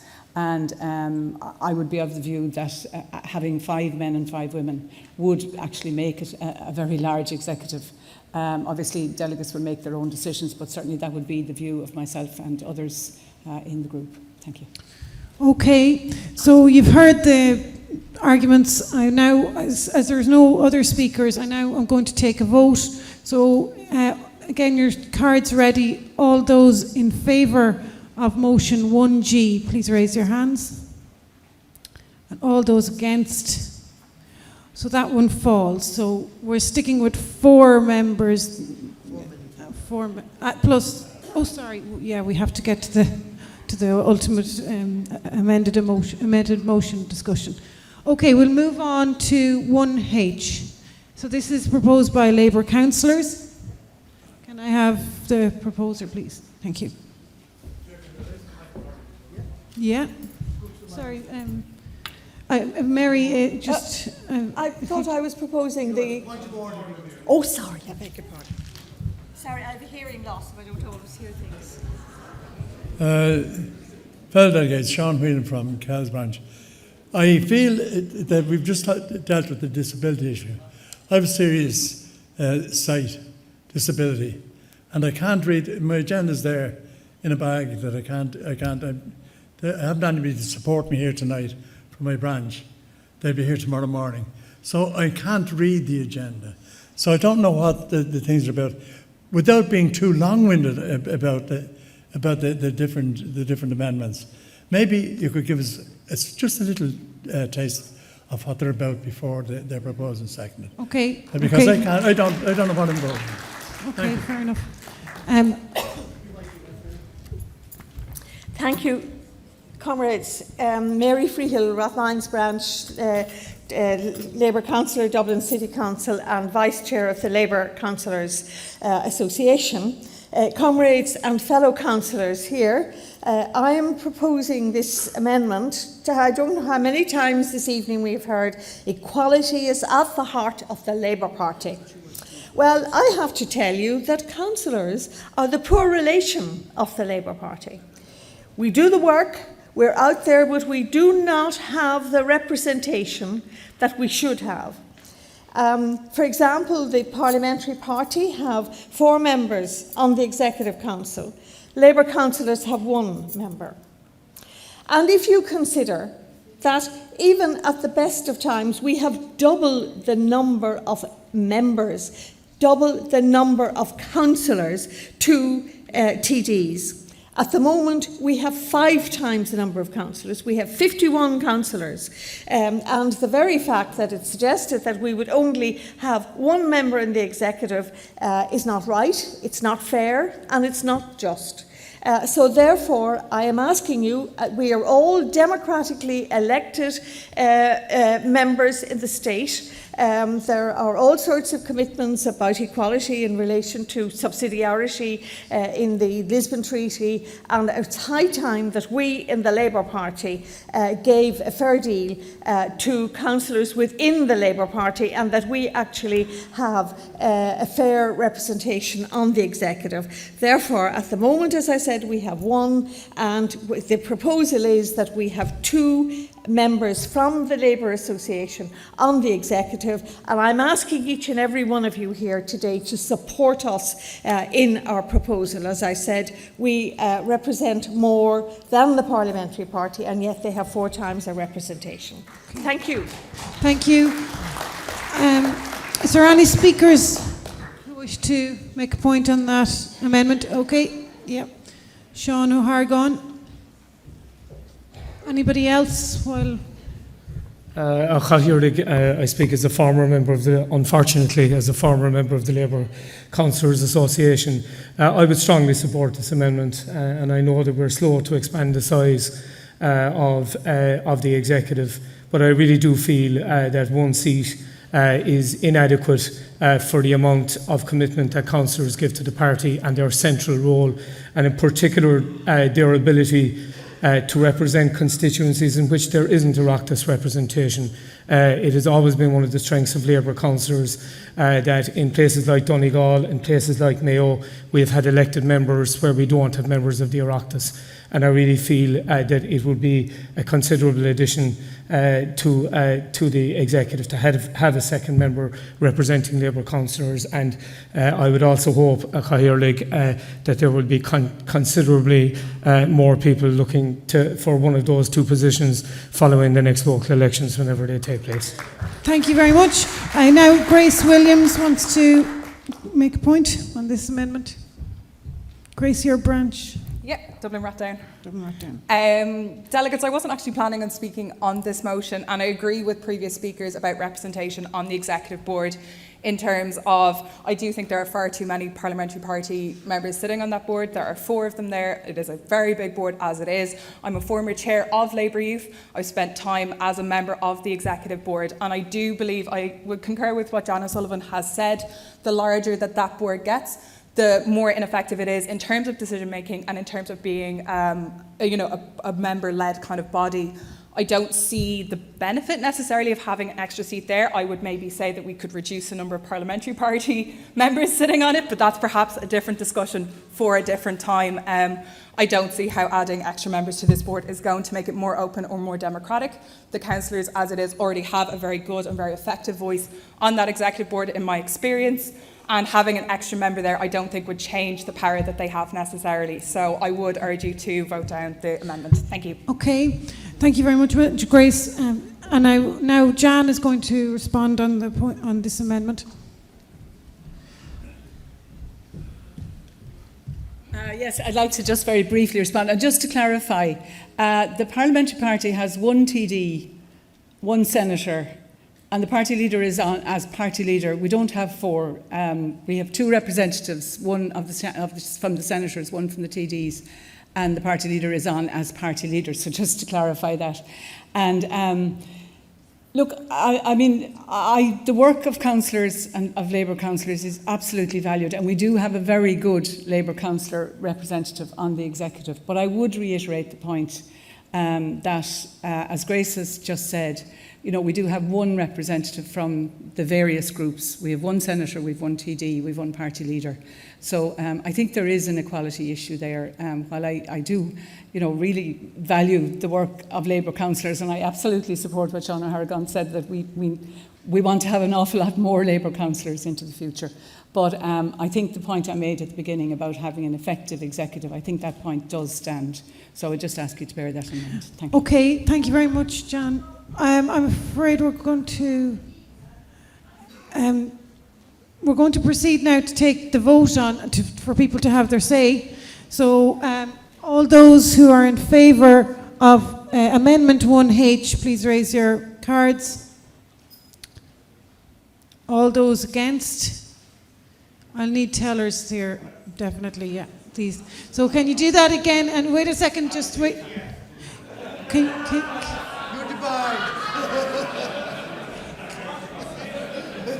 Can we get the tellers to close the doors? Just want to close the doors there because, and if you can space yourselves out again. What was her name again? Sorry, the lady at the back who's a teller. Can you just stand up there? Yeah. Okay. Paddy Green. Close the door now, please. Paddy Green. Door. Okay, so I'm going to take the vote again. So can you raise your arms high, all those in favour? And just keep it there for a few minutes or a minute or two.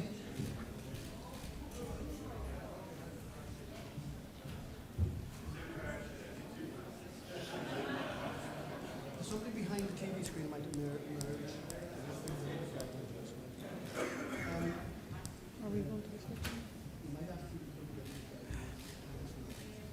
Make sure to put up your delegate card, colleagues. Not any other card. Although if you want to hand me your credit card, that's quite fine too.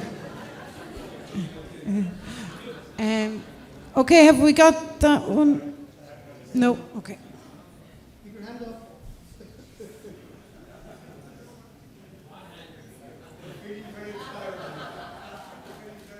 Push them up. This is your exercise for the day.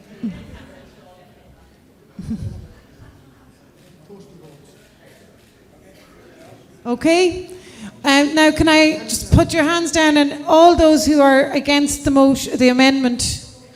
Okay, well that's actually quite clear. It's much clearer the second time. Move into the hall, folks.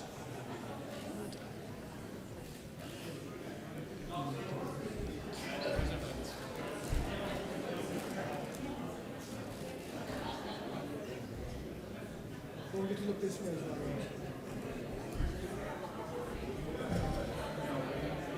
You look to that. You done?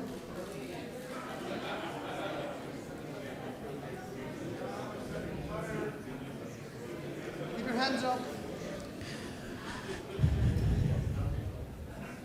Keep your hands up, folks. Little bit of patience, we'll get there. It does seem to be.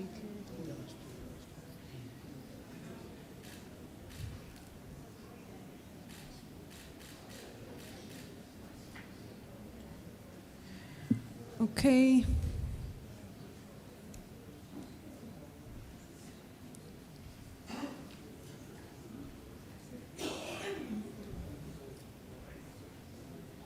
It's fairly clear. We finished it. No, but I don't.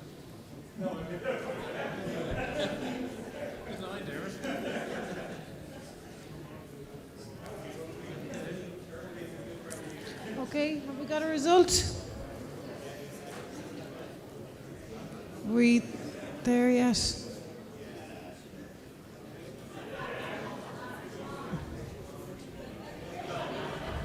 they weren't doing the national budget. Okay, we have a result, and it's 63 in favour and 97 against, so the motion falls. Okay, we'll move on now to motion 1I, and this is being proposed by the Rathmines Dublin Bay South branch. If I can have the proposer, please. Oh yes, sorry, I beg your pardon. Chair, I'll give the context in my introduction. Perfect. Okay. Delegates, comrades, Tom Rowan from the Rathmines branch. The context of this motion is a proposal to change the composition of the 4 units proposed to be attached to the Central Council. And our intention is to make the difference in relation to more equal voice, more representative and presumably out of that better outcomes. So the motion proposed to change the composition of the 4 units attached to Central Council, and those 4 units are the Policy Research Unit, the Campaigns Unit, the International Affairs Unit and the Trade Union Liaison Unit. And what we're proposing essentially is probably a more representative composition of members on each of the units. And these composition members would consist of everyone from Labour Women, Labour Youth, Councillors, Labour Equality, Parliamentary Party and Labour Trade Unions. So I'm not going to go over the details. I mean, it's a lengthy motion, but it's a similar in composition for all 4. But essentially this is about fair representation, equal voice and better outcomes in relation to the 4 units. So I'd ask you to support the motion. Thank you very much. Is there any speakers on this amendment? Am I seeing something? No. I know that Jan will respond, but is there anybody else who wishes to speak?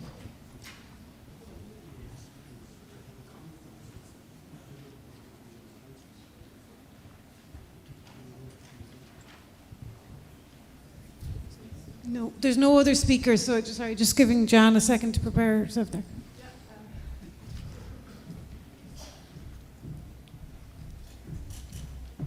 Again, the purpose of these units really is to ensure that they do the work that the units are designed to do, which is in relation to policy making, in relation to campaigning, in relation to obviously the other functions of the other units. And I suppose you could say that the sections are already well represented on the executive and on Central Council. And these units are working units that report back to Central Council. So I suppose the principle that every section should be represented on each unit is one that I would ask delegates to consider in terms of how you vote on this. What we want is effective units. We want people who want to work in those particular units, who will be involved in making decisions and at least making recommendations back to the Central Council. So I suppose the question really is whether every section needs to be involved in every activity in each of these units. And that's really what we're being asked to vote on. I don't think we have a strong view and obviously this is about members making decisions. But we would again ask that we shouldn't just automatically have every section represented in each unit. What we want these units to do is to do a job of work for the party, to report back to Central Council, where obviously both at Central Council and at executive level, those units are represented. So, I mean, that's the balance that we're seeking to gain, and I would ask you just to make decisions in that regard. Thank you. Okay, the party leader's also said he'll just say a word on this particular amendment. I just wanted to say a word because I think the whole idea of the new party units is something we thought a lot about. It is to, again, bring the power back to conference so that we haven't got the normal representative bodies of the same people on everything. That we'd have at conference the core of every unit with people who, I'm interested in international affairs. I want to be elected to the international unit of the party to formulate international policy. I'm interested in policy generally. I want to go on the policy unit. But the majority, the core, to be elected by this conference, not that we have, I mean, I don't want to sound disparaging of all the units, but all the units on everything, so that the people who put themselves forward at the conference are then in a minority. I think that will dilute the idea of the units. I'd ask you to give the units, as envisaged in the Central Council proposal, a chance to operate. I think it really is enhancing the democracy of the party. Okay, I'll ask finally for any speakers now, because we will, on this motion again, take a vote. So is there anybody else who wants to speak on that? Okay, you do want to, sorry, Kevin wants to, okay.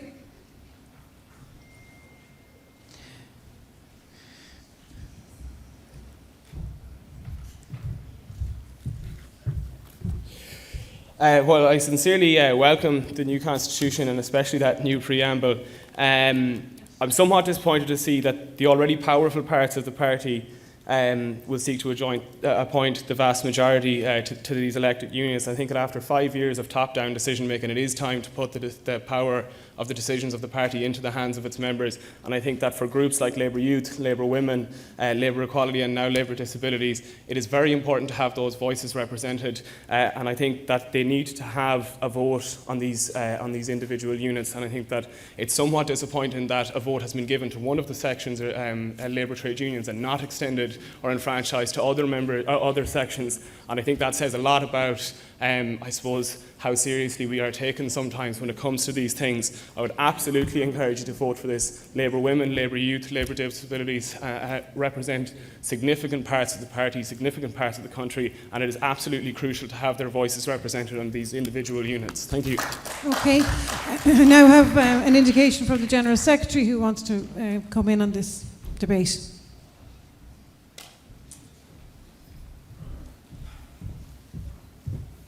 Thank you, Chair. I wasn't going to respond on this, but I think it's worth responding to. I think it's worth responding to what Kevin just said. When I've gone to 25 constituency meetings, I think, over the last 6 to 9 months, and people tell me why. You ask the question, why are you in a political party, and you join to campaign on something. You join because you want to be involved in policy making. And you join because you want to get people elected to make sure that policy is implemented. So the idea of the units is not for people to sit in a room and make decisions for everybody else here. That's not what it's about at all. It's about ensuring that everybody here is involved in policy. These units are to manage it. They're not there to make the decisions for everybody here. The conference will make the decisions on policy. We will make the decisions on campaigns. We will make the decisions on the future of this party. These campaign units are there to manage that process. Nothing else, nothing more.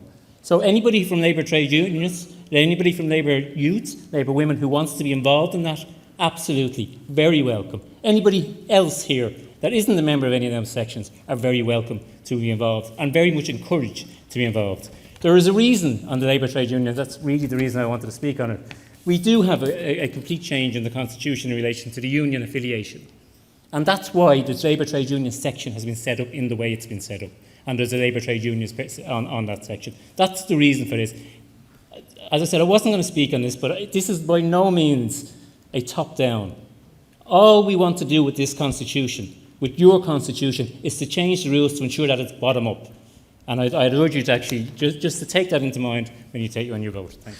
Okay, thank you very much.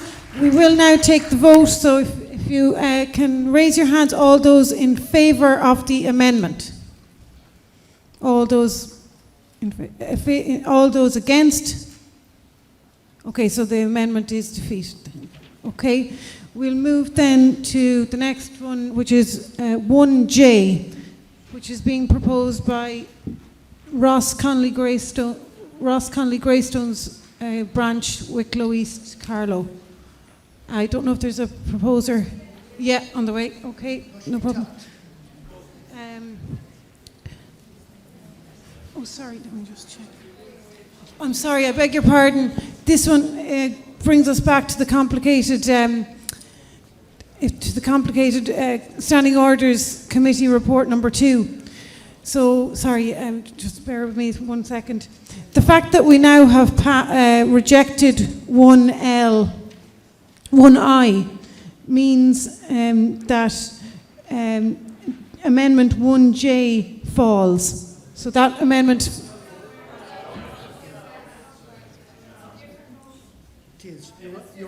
You are right. It'll come. Oh, sorry, yes. It was passed. Okay, right. Yeah, we can proceed. Sorry about that. Yeah, sorry about that. Go ahead. And if you want to just give an explanation as to the content of your motion. Yes, yeah, I will. Eileen O'Mahony Bow, Ross Conley Greystones, Wicklow constituency. The changes proposed by the new constitution in relation to the development of 4 units for the Trade Union Liaison, Policy and Research, Campaigns and International Affairs, answerable to Central Council, are to be applauded, and we hope they will deliver a new vigour to the party. Sadly, their composition does not reflect the value of all sections of the party, as it only allows the chairperson of Labour Women, Labour Youth and Labour Equality to attend the unit meetings as a non-voting person. The International Committee has no representation from Labour Equality. Firstly, it is very important that each section has a voting member on the unit committees. Otherwise, there is a lack of inclusivity for the units.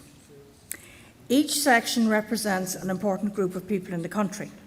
We all know this. Labour youth are our future, and we must make every effort to include them in the heart of the party and encourage their involvement at every level. Labour women represent half the population in the country and have represented women on many significant issues and will continue to do so. Labour equality represents different sections of society who are disadvantaged and have and are fighting hard for equal rights. Each section will have a valuable contribution and insight to make on each unit committee. There would be gaps in policy formation, campaigns, trade unions and international issues if their voices were silenced. Although their chairpersons, being on the executive, are voting members of the Central Council, they cannot ratify matters that are not presented to be ratified. You can't ratify what isn't there. They cannot ratify issues on Central Council that have no voice. The ideas and policies coming from the unit committees must be representative of all in the party systems.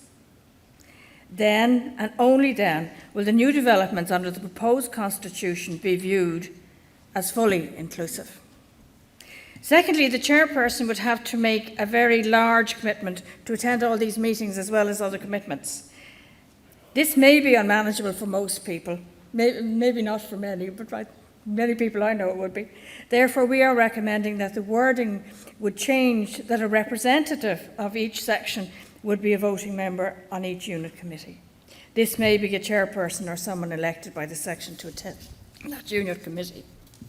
I suggest to you that not to include the representatives of the sections as voting members in this promising new development in a meaningful and feasible manner would be to the detriment of the Labour Party in the long run. Therefore, we request you support the motion. Thank you very much. I have no other speakers, but oh yeah, Jerry, you want to do? Yeah, okay. Jed, this way.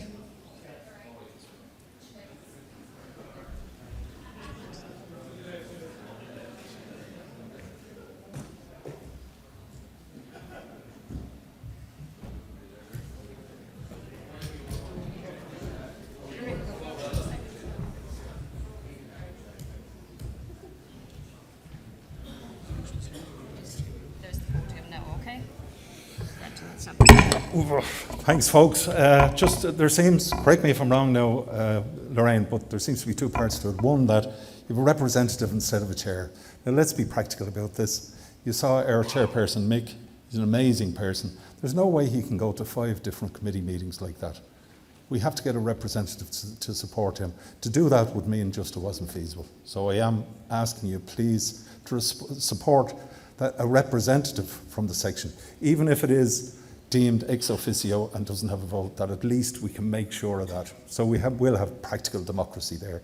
And the second one about the vote, well, you can argue about that. I personally feel if you have somebody from all these sections on, they have no vote, well, they're like second-class citizens. But if people feel that they shouldn't have a vote, they're ex officio, I'm willing to go with it, but I would ask for an amendment that it would, in fact, allow a representative rather than the chairperson. Thank you. Okay, thank you, Jerry. Is there any other speakers on this one? Yeah, Sinead Ahern from Labour Women and Kevin Dunho from Labour Youth. And is there anybody else? Okay, Sinead. I suppose having been involved in the crafting of the new constitution, I again very much welcome the role of the units as a means of managing policy development, and I'm really excited about the idea of having conferences where we can produce policy documents and thought out positions for us all to engage in proper enthusiastic debate about, because I know there's nothing we love more than an enthusiastic debate. Labour women are doing a gender audit of the party at the moment, and one of the things that we found is that at all levels of the party, women and youth are shockingly underrepresented. This is despite the fact that we do a huge amount of the physical work on the ground, we generate a huge amount of the policy, and we are a huge chunk of the membership. I believe that while having us in the room at these discussions and making sure that our voices are at the table, not just in policy formation, because we fully agree that this is also the role of conference, but to make sure that we're there to direct the policy as well, that there is always a young person, always a woman in any management role at any level of the party, and a voting management role. I think this is important, so I commend this to the floor. Thank you.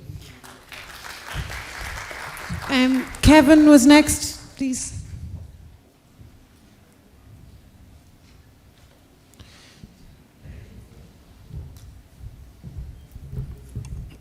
Kevin Donahue, Labour Youth. The reason the sections exist is because they are or were vastly, significantly underrepresented both in society and within the party. The people who will sit on this have been elected by the members of the sections to represent the views of the sections. So I do, in some respect, reject the notion that us participating and voting on in these units makes the units less democratic. And just, I suppose, another point that was made on an earlier motion, it was suggested that people who are interested in policy issues or interested in international issues can run. We have policy officers on the sections, we have international officers, we have women's officers and campaigns officers. So these are people who have put themselves forward based on their skills and their capacity and have been judged by the members of the sections to have the skills and capacities to carry out those work. So individually they can absolutely contribute because that is what they've been doing. They've been writing policy, they've been running campaigns, and it allows us to have a more equal footing when it comes to engaging with these things. So I would encourage you all to vote in favour of this. Thank you. Okay, thank you very much. Is there anybody else? Ivana wants to speak on this. Ivana Craig. Craig, yeah.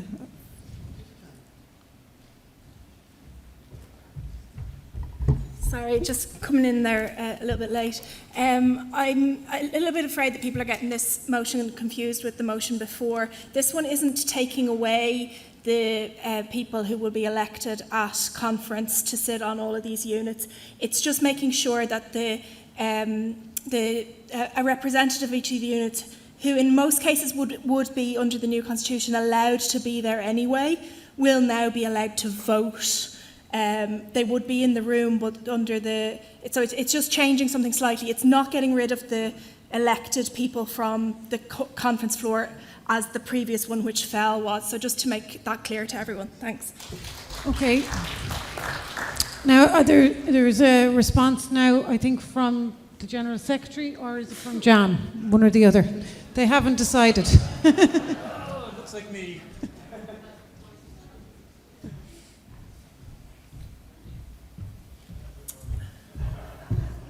Sorry, just making sure that I knew exactly what this amendment meant.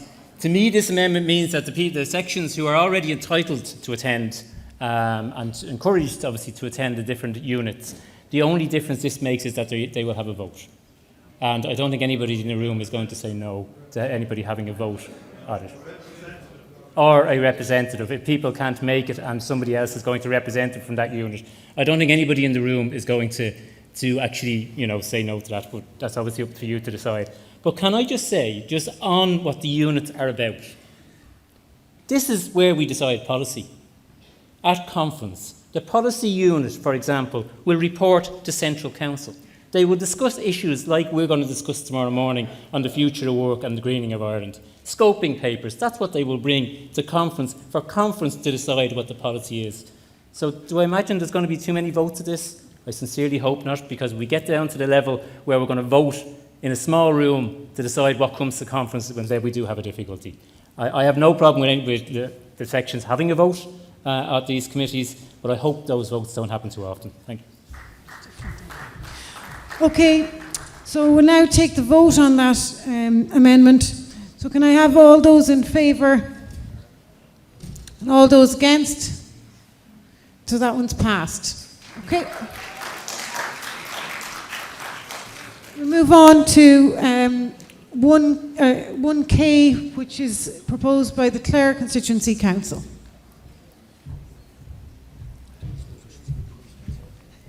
Thank you, Chair. Joe Walsh, Clare Constituency Council. And this is a fairly straightforward motion.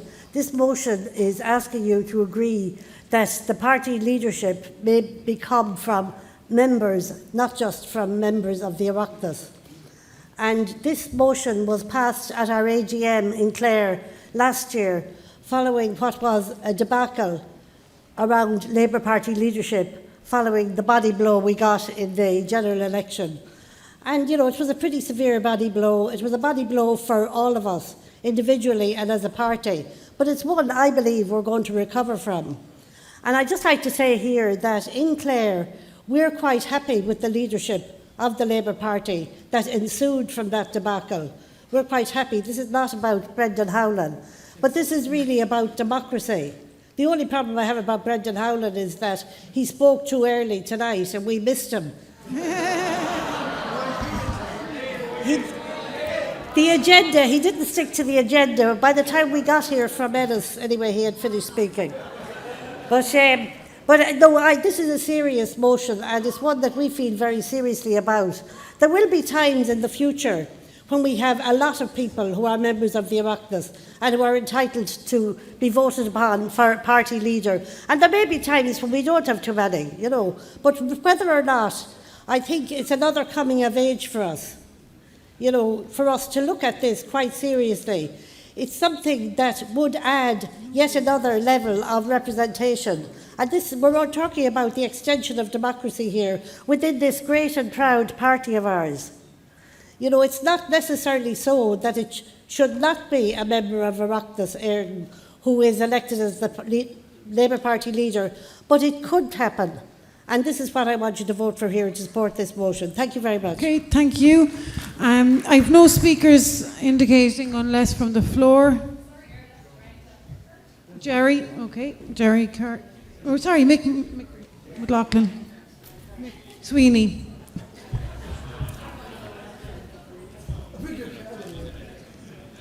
Mick Sweeney, if you could just take the floor. Yeah.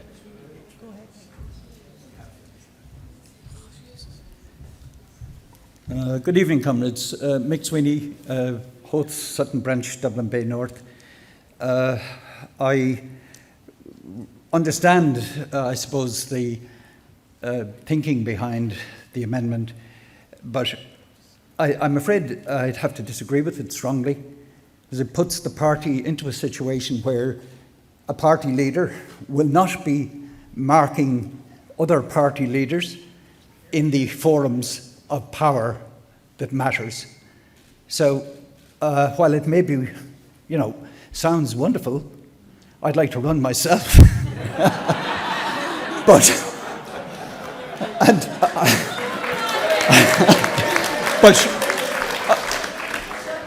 Okay, I came to speak against. Seeing as I've got such a warm reception, no, it's not it's a serious matter, and I understand that people put forward motions in good faith. I just think it's a step too far. We do need our leaders to come from the cut and thrust of where laws are passed, and that's about it. Thank you very much. Thank you, Mick. Is there anybody else on that one? Jack.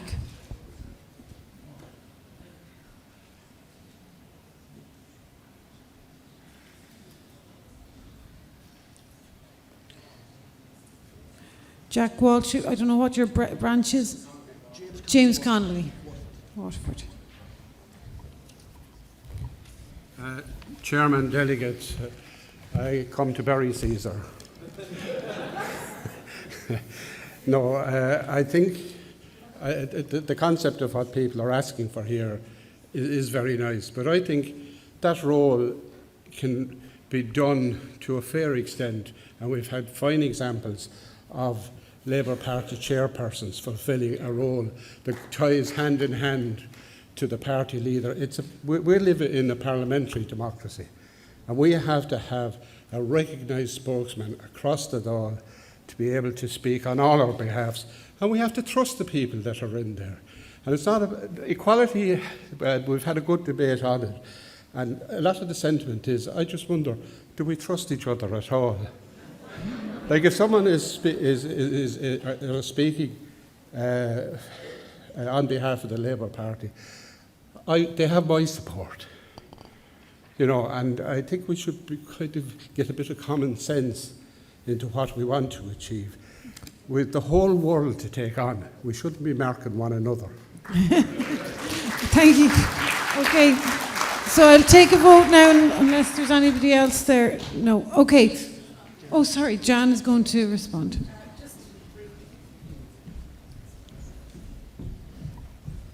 I'd just like to very briefly respond, and with, my good friends in my native county of Clare, I just don't think that this would be practical. As other speakers have said, the party leader effectively does leaders' questions, needs to take on the other party leaders in the Dáil. And you couldn't do that effectively if you weren't an elected public representative within the chamber of the people. So I don't think it would be practical to have a party leader who wasn't actually a member of the Dáil. We have already, as you know, when I spoke at the beginning, we are already proposing to broaden the electorate for party leaders so that 2 members of the Oireachtas or 5 constituencies representing 10% of the members can actually propose a party leader.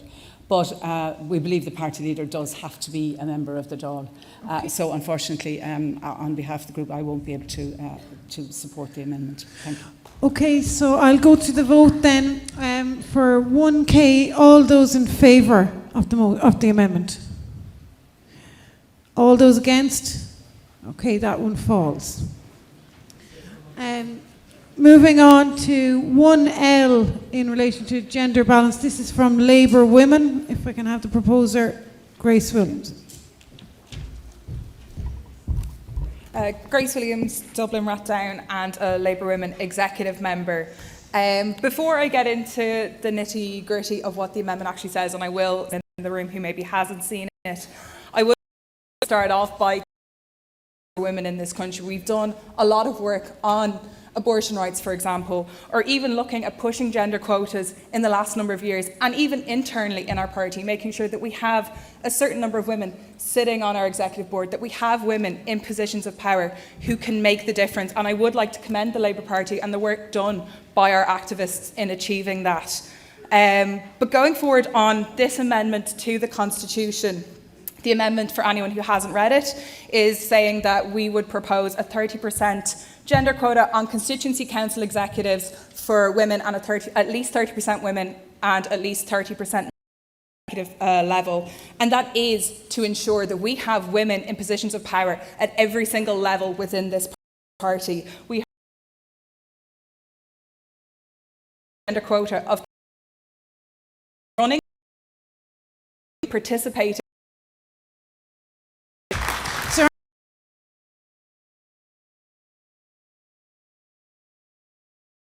Streamed political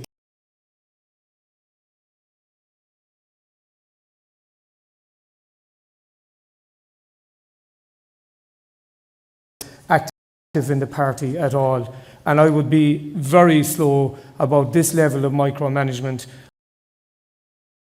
We should give it some thought, and I'd like to hear maybe the views of those involved in drawing up the Constitution in relation to this.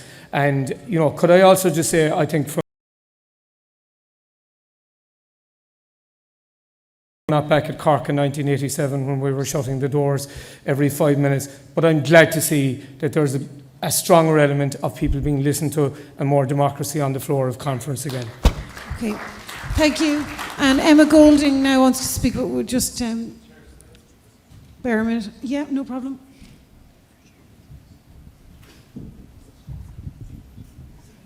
Sorry, we're just going to take Emma first.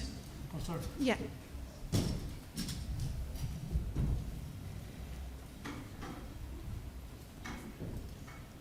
Emma Golding, Skerries Branch, Labour Fingal. I just wanted to respond to a couple of things there. It is true that the gender quotas are working well, and that's exactly why we need to apply them to constituency level. There is a clause in this that if there is a genuine reason, if for example, there's a constituency where there's 3 or 4 active members who are all men, if that is deemed to be genuine, then that constituency won't be penalised for not meeting the gender quota. We absolutely have to. The way the gender quotas work is because if you leave it to happen naturally, it is going to take far too long. That's not just applicable to the Dáil, it's not just applicable to local elections, it's applicable across the board. So I would absolutely urge everybody to vote for this. It will further the cause of equality within politics, starting from the very bottom. Thank you. Thank you, Emma. John, I think, wanted to speak on Sean, sorry. Sean Whelan Kells. I joined the party in 1969 at the conference in 1969. Before, but my first conference in 1969. And I've been a trade unionist all my life. I've been a community activist all my life. And in every activity that I was involved in, I always supported equality. And women have always done their share in the advancement of society. But I found, looking back, and I've looked at this over the years, because I've been so involved with different organisations. Like I was chairman of our residents' association in Dublin for 20 years. And I found that always on the residents' associations, there were plenty of women there. And women got things done at local level. And if I, as chairman of my residents' association, want to get things done, I always made sure that there was a woman involved. And I felt that in all walks of life. But over the years, I've also noticed that in politics, in the beginning, women were almost reluctant to get involved. They came into the Labour Party, a Solomon Labour Party, and they were almost reluctant to get involved. They helped everybody else, but they never advanced themselves. I was never one who wanted to advance himself within the party on a level of being elected for office, or any kind of office, the lowest form of office. But I always believed that women should be encouraged. But I think that the encouragement can't come unless they themselves don't only ask, don't only strive to get it, they demand recognition. And they actively demand it. It's fine to come here to conference and talk to the converted. You're preaching to the converted here. But get out there and do it at base level. That's where you have to do it. Okay. And I would be very supportive of any such action. Okay, thank you, Sean. Sinead Ahern is going to respond on this one from Labour Women and the Constitution Review Group. We've all been in the room at the constituency AGM where somebody goes, does anyone want to be secretary? Does anyone want to take on this role? And there's a deafening silence, and then a hand goes up and somebody goes, fine, Bob, you're it. And it's nearly always a man whose hand goes up. We know from research, we know from our experience in the Labour Party, that women need to be asked 5 times to put themselves forward into positions of power. This is not about excluding men, this is not about shutting down constituencies with small organisations.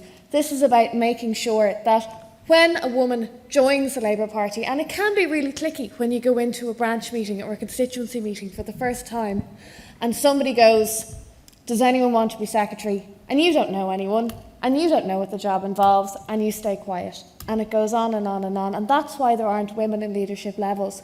What we're doing is we're making sure that in those rooms that rather than just going, who wants to be secretary, and Bob puts his hand up, that we don't just go, fine, Bob, you're it. We look at the women in the room and we go, do you want to do this? Do you think you'd be good at this? And we offer them the encouragement that they need. This is about making sure that we practice what we preach, that we don't just talk about equality in the Oireachtas. We don't just talk about equality in our policy documents, but that we make sure that women's voices are heard at branch and constituency level across the country. Thank you. Okay, thank you. Okay, we're going to take a vote on this. Again, all those in favour of the motion, raise your hands. All those against? The motion passes. Okay, we'll move on now to Amendment 1M, which has been proposed by Donna Bate, Dublin Fingal.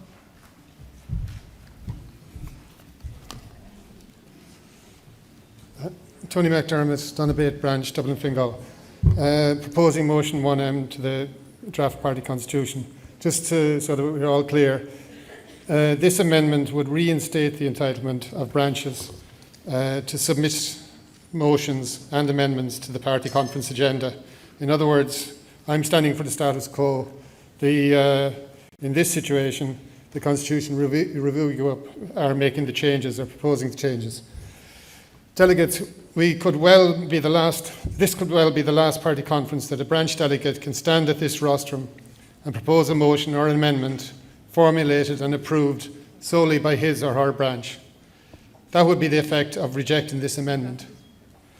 So we have to ask ourselves, why are the very able and expert Constitutional Review Group done this?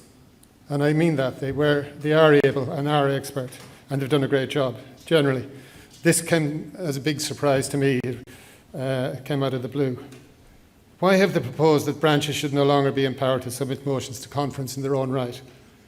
The answer to that question is in the report. It states, our survey of members found considerable support for the idea of limiting motions to constituencies and sections. Now, this conclusion is based on a survey question which includes a loaded statement. The statement is, the volume of motions often prevents detailed debate. It's no surprise then that the members who responded to the survey opted 2-1 in favour of restricting motions to constituencies and sections. I wonder what the response would have been if a different question was put. And the question is put directly as follows. Do you want to remove the right of branches to independently submit motions to conference? I think we might have got a totally different answer to that question. Delegates, there are already 3 underutilised provisions within the Constitution, both the old and the draft new Constitution, which are designed to facilitate a high volume, or to deal with a high volume of motions. And they are Order 2, Rule 6, dealing with non-contentious motions, Order 2, Rule 11, dealing with policy papers, Order 7, Rule 10, dealing with workshops. All these provisions are there, they're underutilised. In our branch, in our constituency, we have 7 branches. Over the years, we could have 7 motions, 1 from each branch and 1 from constituency council, a total of 8 motions. Under the draft constitution, we would have 2 motions from the constituency. So we go from 8 to 2. It's a sledgehammer to crack a nut. Delegates, branches have always been at the heart of the Labour Party. They're the foundation stones of the party structure. Take away one of the few functions they fulfil, and you may well undermine the very foundation on which this party is built. So in conclusion, I want to appeal to all delegates, and particularly branch delegates, to vote for Amendment 1M. Thank you. Okay, thank you. I have speakers on this. Ian McGahan from Greystones. If you want to come forward, thank you. Conference, I would like to reiterate the previous speaker. Branches are the heart of this party. Previously, the Labour Party had many town councillors across the countries, and town councils were the heart of our local government. Conference, the Constitutional Review Group set themselves several different themed objectives when they reviewed the Constitution. They set themselves 2 themes of democracy in our party and structures that work at every level. I believe removing the rights of branches to submit motions is actually not democratic. Conference, the previous speaker spoke about constituencies with 5 different branches. Actually, in Wicklow, we used to have 25 different branches and we now have 5. So the suggestion that there are too many branches bring forward too many motions is a red herring. I thought about this and I was reminded of Michael G. Higgins, who said, "What is the problem if we actually want to spend a long time debating motions?" Conference, I urge you to support this motion. I urge you to allow branches to submit motions to our conference.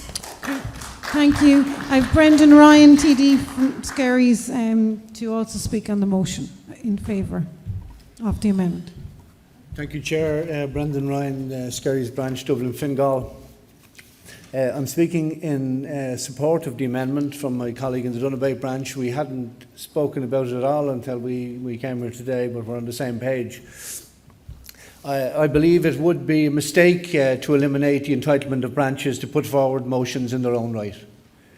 Branches may not be important in city areas, but are certainly important in constituencies such as ours, where we have 8 branches, and certainly in rural constituencies as well. From branches are the building blocks or the key units of the party. If we grow the branches, we grow the party. And Brendan Howland has stated earlier, we're on a rebuild, so let's do that. Do not throw out the entitlement of branches in the name of progress. It's part of our tradition. Let's keep it. Let's keep our democracy local. And don't dilute the entitlement of branches at our conference. Support the motions. On the one hand, delegates, we are given extra rights to members, but on the other hand, we're removing rights from branches. We've had it for decades. We've survived. It's not a problem. Pass the amendment. If it needs to be changed in some future, if we do grow the branches, if there are excessive number of motions coming through from branches, we can always change it and amend the Constitution in the future. But look, vote for the amendments, encourage the branches. Are an there is no intent or dilute branches, and you've had many, and the essence of the key issue. That is the motivation whereby we said you have motions coming from constituencies and instead of branches, that you bring the things you feel passionately about in your branch to your constituency, debate them in the constituency and bring them then from the constituency to the conference, where then they can be debated at length and in detail with real engagement amongst members at conference. And that's really what we're trying to achieve. And, I think if we're honest, there have been many conferences where we've had so... Just stop for a second, because Sean O'Hargan has indicated he wants to speak now. But if I could just ask you all that before the responder, which is from the review, would come in, that all of this, delegates would speak in advance of that, just to flag that. So Sean, if you can come ahead. Thank you. I'd like to support the motion, and could I just propose an alternative middle ground maybe on this? I've come from my NTO Congress this week, and I would ask people to please stop scheduling the 2 things into 1 week, or we'll all be dead. But the way that we do it within the INTO, I think, is a sensible middle ground, whereby branches propose motions, and then there is a second intermediate step before you get to the conference agenda, which is that the preliminary agenda is sent to branches, and branches are given prioritisation forms in each section of the agenda, and the branches decide the prioritisation. So what that means is that having branches submitted their motions, the branches in the constituency organisations then get a say as to what they feel are the most important issues for discussion at conference. That then sets the agenda in a real sense and allows the most important issues to come to the fore. And with respect, I would suggest that we would continue with branches submitting motions, but that we would add an intermediary step. And I know it involves work, I know it involves organisation, but I think it would make the organisation more democratic and it would make conference more efficient. Okay, thank you, Sean. And the General Secretary wants to... Oh, sorry, we have another speaker. Sorry. Is there anybody else now who wants to speak on this before we go to the final... Jerry Maguire, Donabate Branch, former Councillor of Fingal County Council. I'm wholeheartedly in support of this motion. I think if we take away the rights of branches, we as a Labour Party may just bury our heads in the sand. The branches are the heart and soul of the party.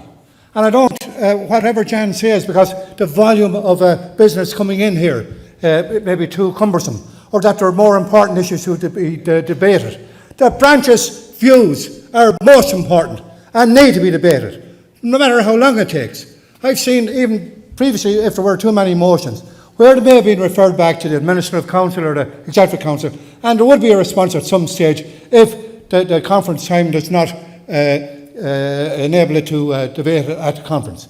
I think this would be the most retrograde step this party ever took if it denies the rank and file people of this party the right to submit motions to our governing body, which is annual conference. I urge you to support this motion, members. Thank you. Okay, that's all the speak. Oh, we have another Councillor Duncan Smith. Thank you. Duncan Smith from the Swords branch, just to nearly complete the set of Dublin Fingal delegates speaking on this motion. Again, I wholeheartedly support this motion. We in Dublin Fingal took this process very, very seriously, this whole constitution review. We set up a review group within our constituency to look at the constitution. Tony was on it, I was on it, there was other people on it. We met with the Constitution Review Group and we really were given really good time, and we had we felt our views and voices were heard. But one issue that I raised with it was the failure of Central Council to act the way it should as per the Constitution that we are currently operating at the moment. We have a potential with Central Council, if it operates as it should, to debate referred back motions, excess motions, motions we don't get to. We can do that 12 times a year with representatives from each constituency. It's very, very democratic if it works right. It does not work right now. I'm on Central Council, and to be honest, it's just a talking shop. All it does is talk about whatever the political hot topic of that week is. It does not do what it says on the tin, okay? And we should not be diminishing a very fundamental right of branches, that is to bring motions to conference. In selling membership of the Labour Party to a few people over the last couple of years, I was able to say to them that if you join your local branch, you can develop policy, develop a motion, bring it to conference, it becomes party policy, and if we're in government, we can implement it. You know, that's how we can link our democracy. That's how powerful our party is, and it starts at branch level. So I really wholeheartedly support this motion from my colleague in the Donabate branch, and I ask you all to support it also. Thank you, Duncan. And finally then, if I can ask the General Secretary to respond.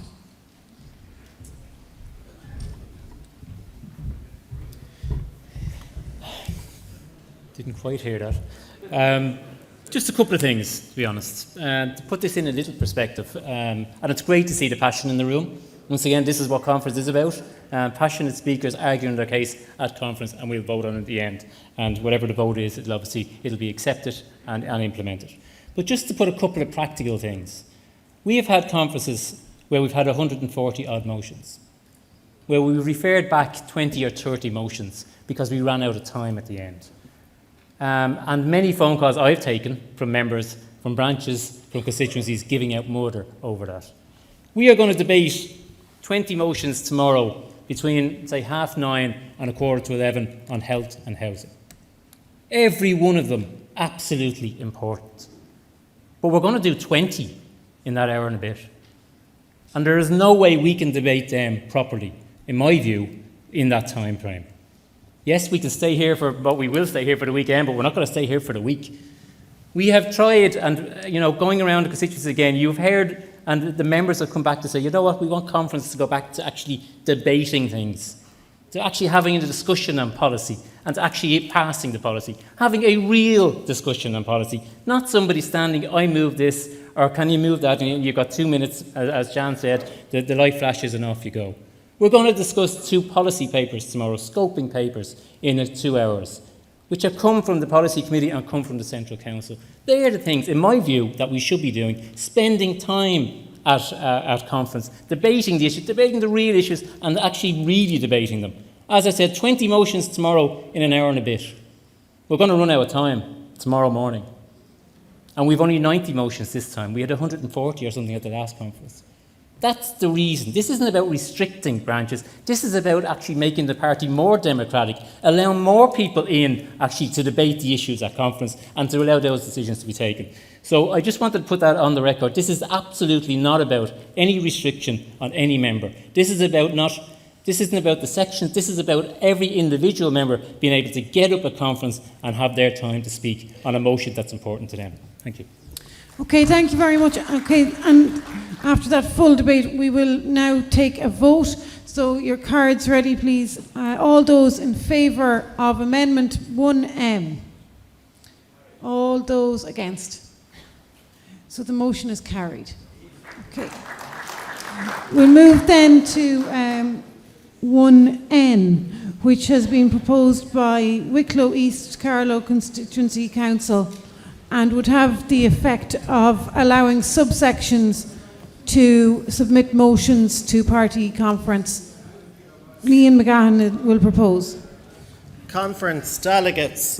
The current party constitution says that Labour equality subsections, Labour disability, Labour LGBT and Labour intercultural can submit a motion each. So we're talking about 3 motions here. I wouldn't ask you to spend all night debating 3 motions.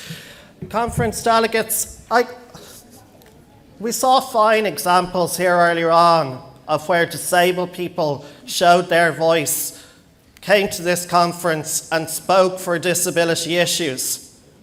Conference delegates, 5 years ago, a transgender person stood before you and asked the Labour Party conference to pass transgender legislation, and Joan Burton did it. Conference delegates, women in this party have stood up and they have fought for women's rights. They have fought to repeal the 8th Amendment. Young people in this party have stood up and they have told Minister Joan Burton that she was wrong to reduce the dole to €100 a week. We have seen in this party where people stand up for themselves. So all I am asking you to do is to consider that LGBT people in this party can put forward a motion affecting LGBT people in this country, and migrants in this party can put forward motions affecting migrants in this country, similar to the way that disabled people showed earlier on. Women have shown over decades in this party, and young people have shown over decades in this party. Okay, thank you, Ian. Thank you. I don't have any speakers indicating yet, unless you have. Owen Barry there. Oh yeah, and just by the way, as you walk up there, Owen, please will you get your session stamps, your session card, your delegate card stamped in order to be able to vote. So you need 2. So if you can make sure that you get it done this evening and tomorrow. It's happening outside the door there. So just to say. And then the Connolly Cafe is straight away after this session, which will actually run into, we're finishing here about 10:30, so at this rate. So about 11 o'clock. Sorry, Owen, if you just want to go back to the last amendment. And debates from you, the members, and have them debated in workshops and committees. Any resolution that comes from these committees and workshops will then come before conference without a debate. Now, we talk about democracy and this great party being led by its members. The draft constitution does go some way in this regard, and I'm glad to see one member, one vote included. Now, I want to say a couple of things about that. Nothing from ever again. They never have done it. Okay, unless you want to indicate now. Okay, I'll ask Jan then to respond, please.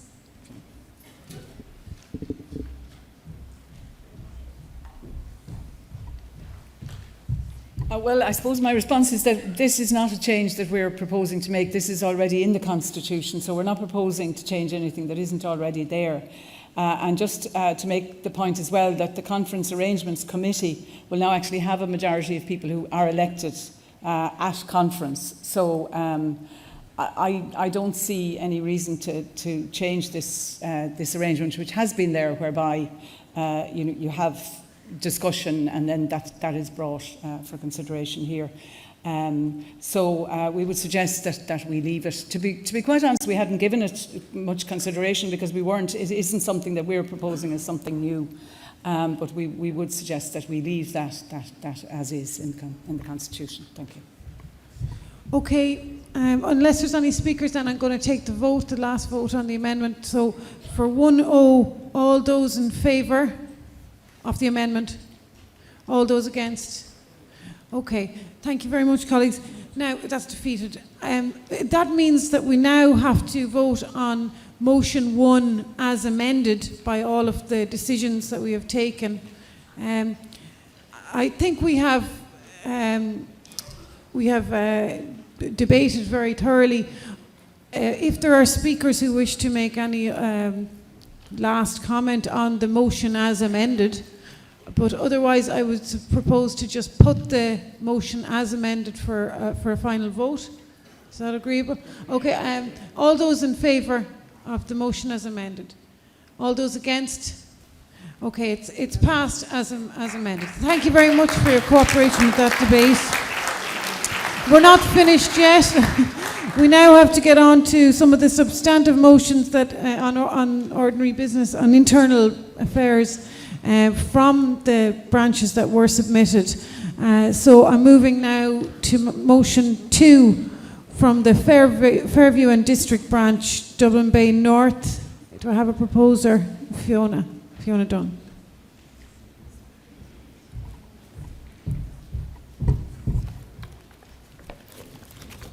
Fiona Dunn, Dublin Bay North.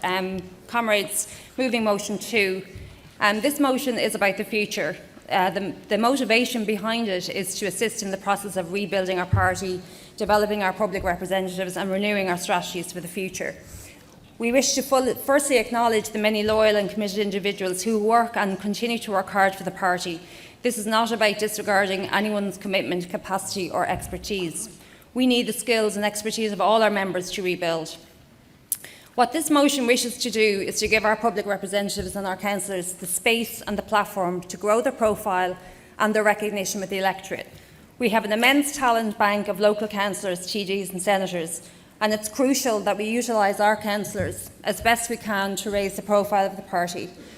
We have a lot of work to do to rebuild and reconnect with local communities, to build our profile and media presence, but most importantly, we need to build support and recognition for Labour policies and take back our space on the issues of importance to members and workers.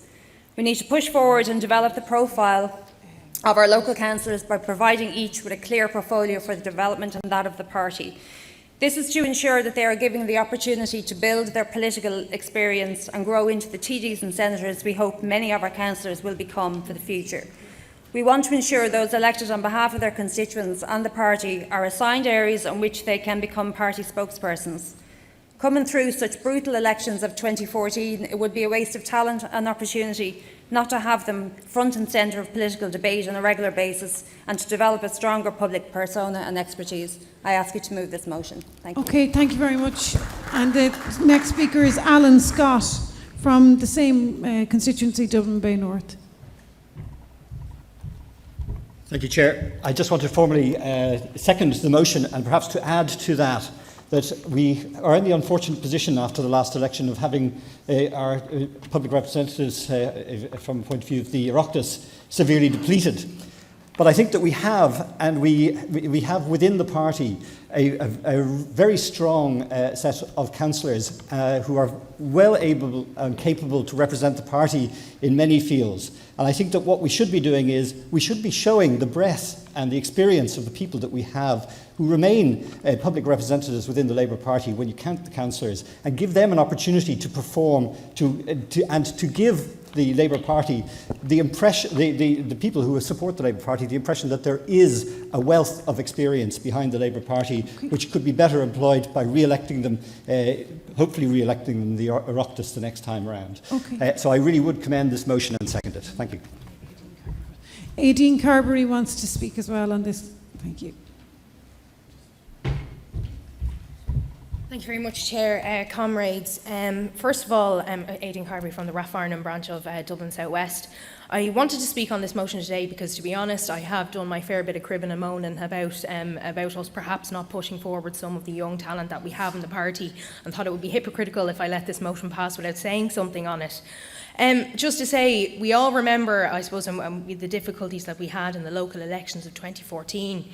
They were a tough set of elections in which we lost many comrades who served this party well on our city and county councils. But what I would say is that I think we need to take solace in the fact that despite those difficult elections, we had a number of very capable and very talented young councillors that were first-time candidates that were elected despite the difficult election that we had.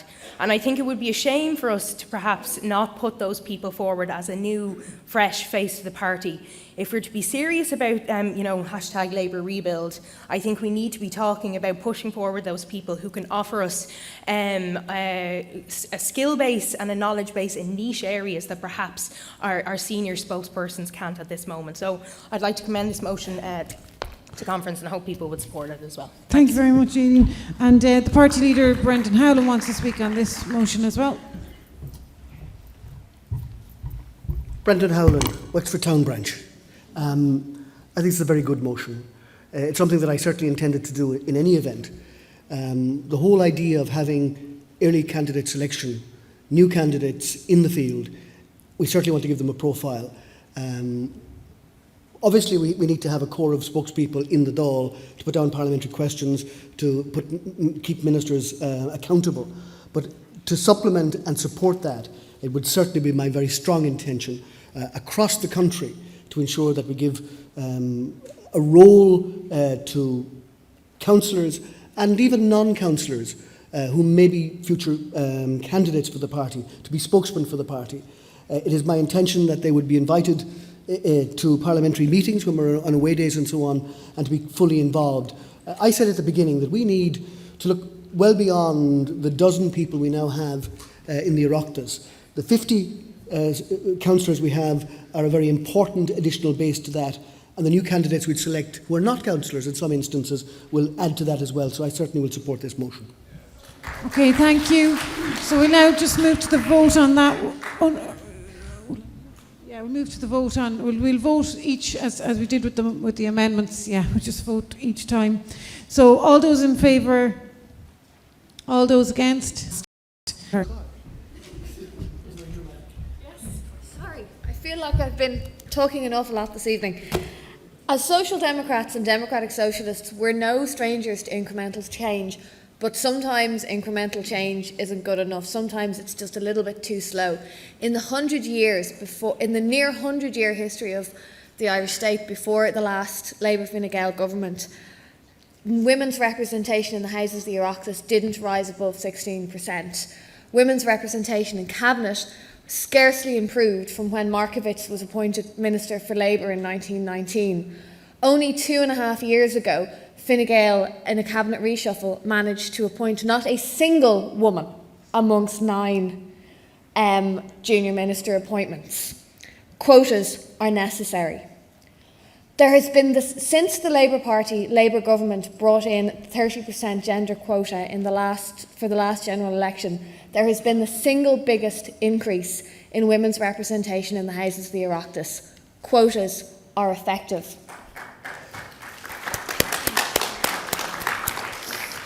Many opponents of quotas have argued that it will mean that excellent men will be passed over for mediocre women. We've had an internal gender quota of 30% in this party for 2 local election cycles. Think of all of the amazing women representatives that have been elected to the Labour Party since then. Which of them would you call mediocre? I think the answer is none. Quotas have made sure that excellent women excel. At the next general election after 2023, it's a very long time away it seems, we will lose half of our party funding if we don't field at least 40% female candidates for the general election, What this motion is attempting to do is make sure that we field at least 40% female candidates at the next local elections, to make sure that the groundwork is there, that the candidates are there, that the people are there, to make sure that we hit our quota in 2023. I commend this motion to the floor. Thank you. Okay, thank you. There's no other speakers, unless, again, from now, I'll take a vote then on that motion. So it's, can all those in favour please raise your hands? And against? That motion has passed as well. And we'll move to number 4, Michael Ferris, Tipperary.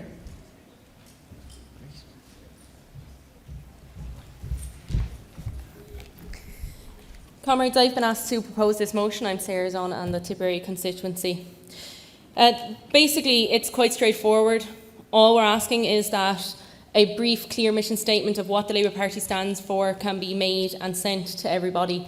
So we all sing from the one hymn sheet. I don't think it's something that is big to ask for. We don't need to have the massive documents sent out to every person, because, let's admit it, they won't read them. So if we do clear, concise information that everybody can say, quick, easy, that's all we want. Thank you. Okay, thank you. Again, I have nobody indicating to speak on it, so we'll go ahead with a vote. Can I have all those in favour? All those against? That motion is passed. Number 5 is from Rathgar, Dublin Bay South. Okay.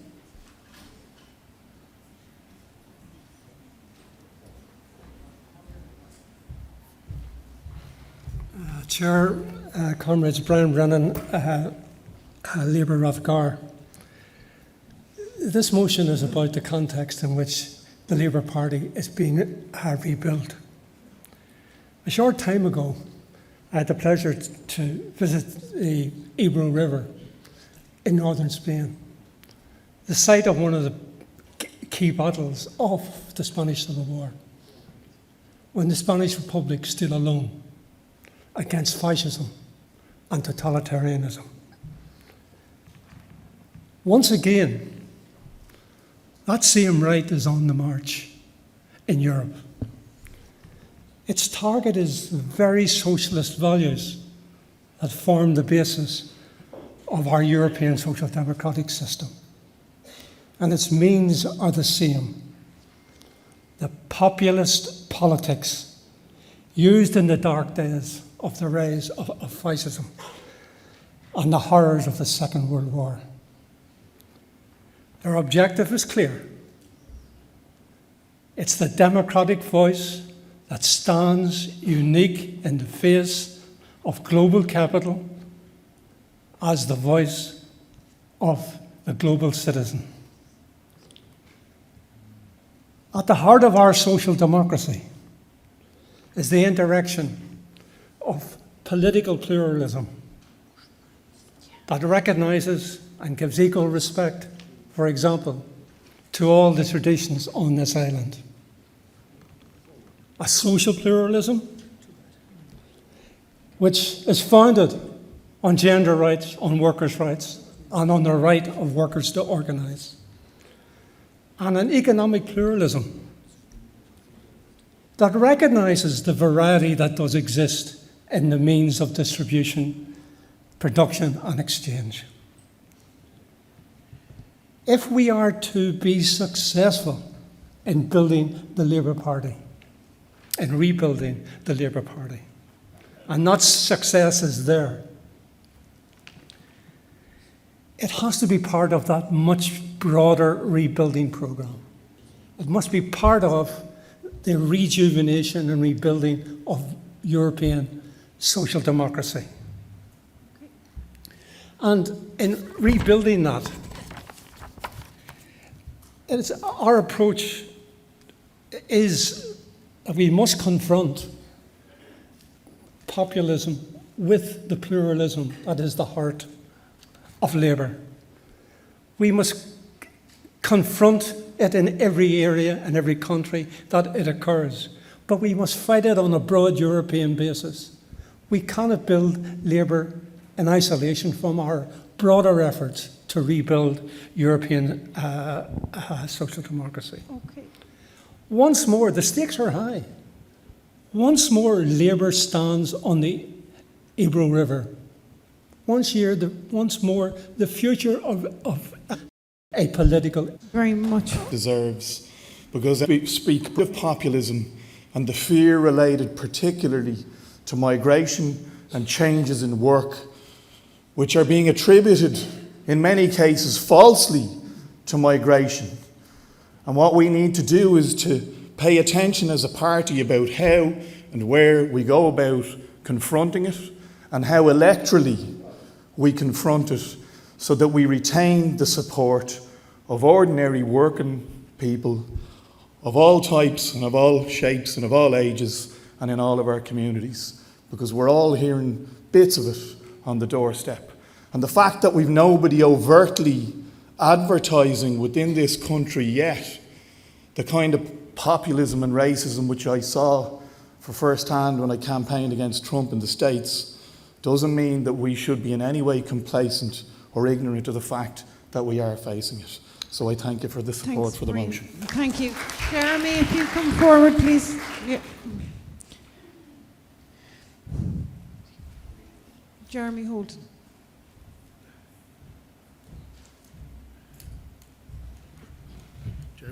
Westport branch.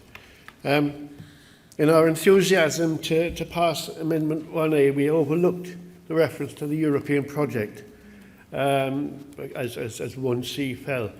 The delegate from Labour Youth doesn't remember life before EU membership. There's more to the EU than Erasmus and so forth. I don't mean that facetiously.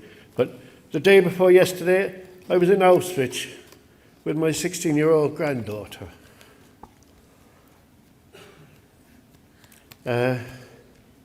Auschwitz was liberated just 3 days before I was born. It's only one lifetime away.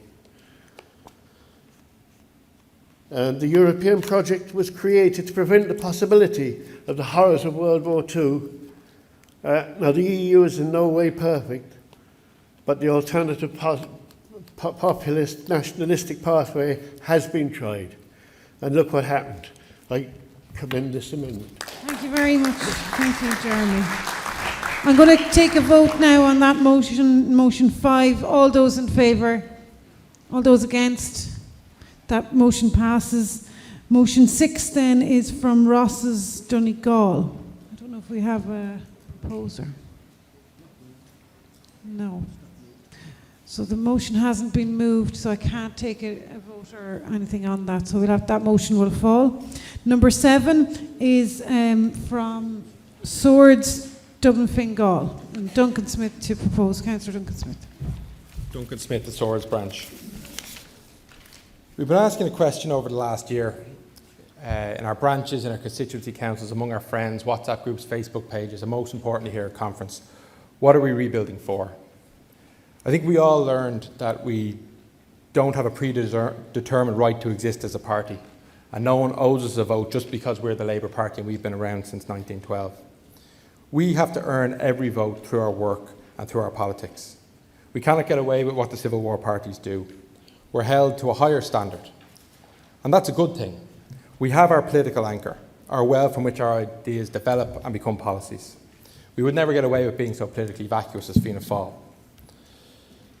But it's become clear to me over the past year as we work to rebuild our party that we've become afraid of certain words. Words like class, words like the left, words like socialism. Well, not the Swords branch of the Labour Party. No one's taken those words away from us.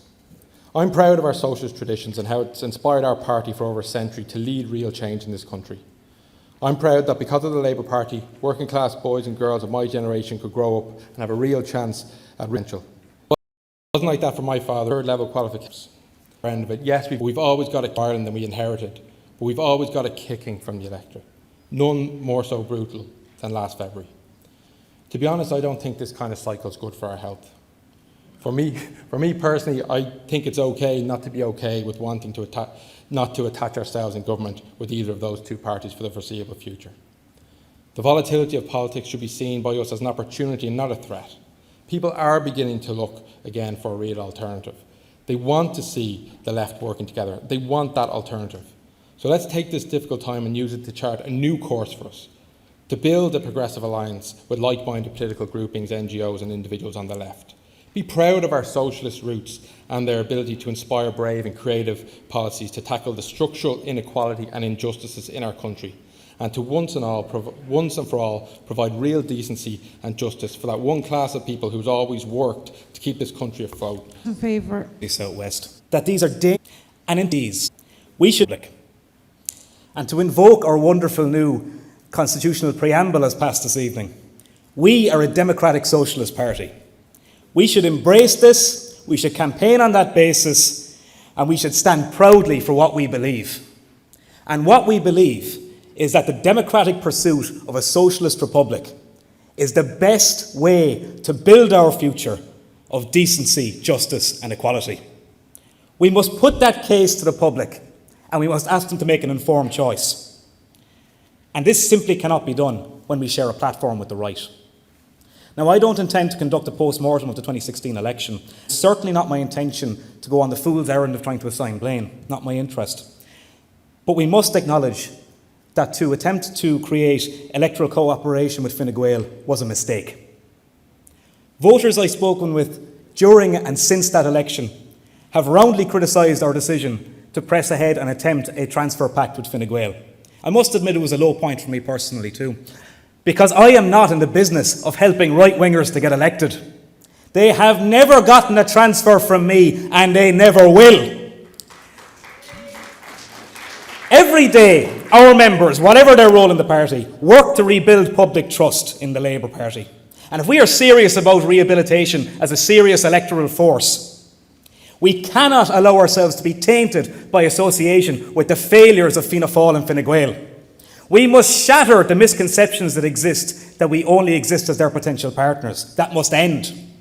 Now let me be clear. I am not opposed to cooperation when there is value to be had from it. I fully support and encourage us to pursue all avenues of cooperation with other members of the democratic and progressive left. That would be a great act of political leadership. But for such arrangements to have value, we must only work with those parties that share our core values. That is the only way that it will be seen as in any way credible by the electorate. We have never once prospered from electoral accommodation of the right. We have always, every single time, suffered from it.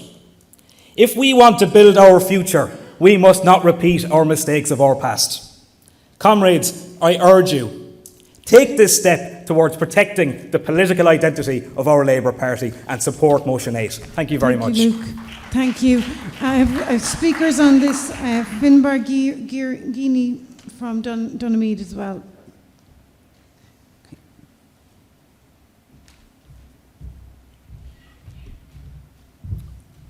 Comrades, this motion is perhaps the best motion on the order paper. It's a clear, unequivocal, uncompromising statement of the founding principles of this party. And it calls by implication for a Labour government. It calls on the majority of the Irish voters to vote for a Labour government. And it was for that reason that Connolly went to the rostrum in 1912 in Clonmel, to build for a Labour government. This isn't a novel idea. It's not a revolutionary idea.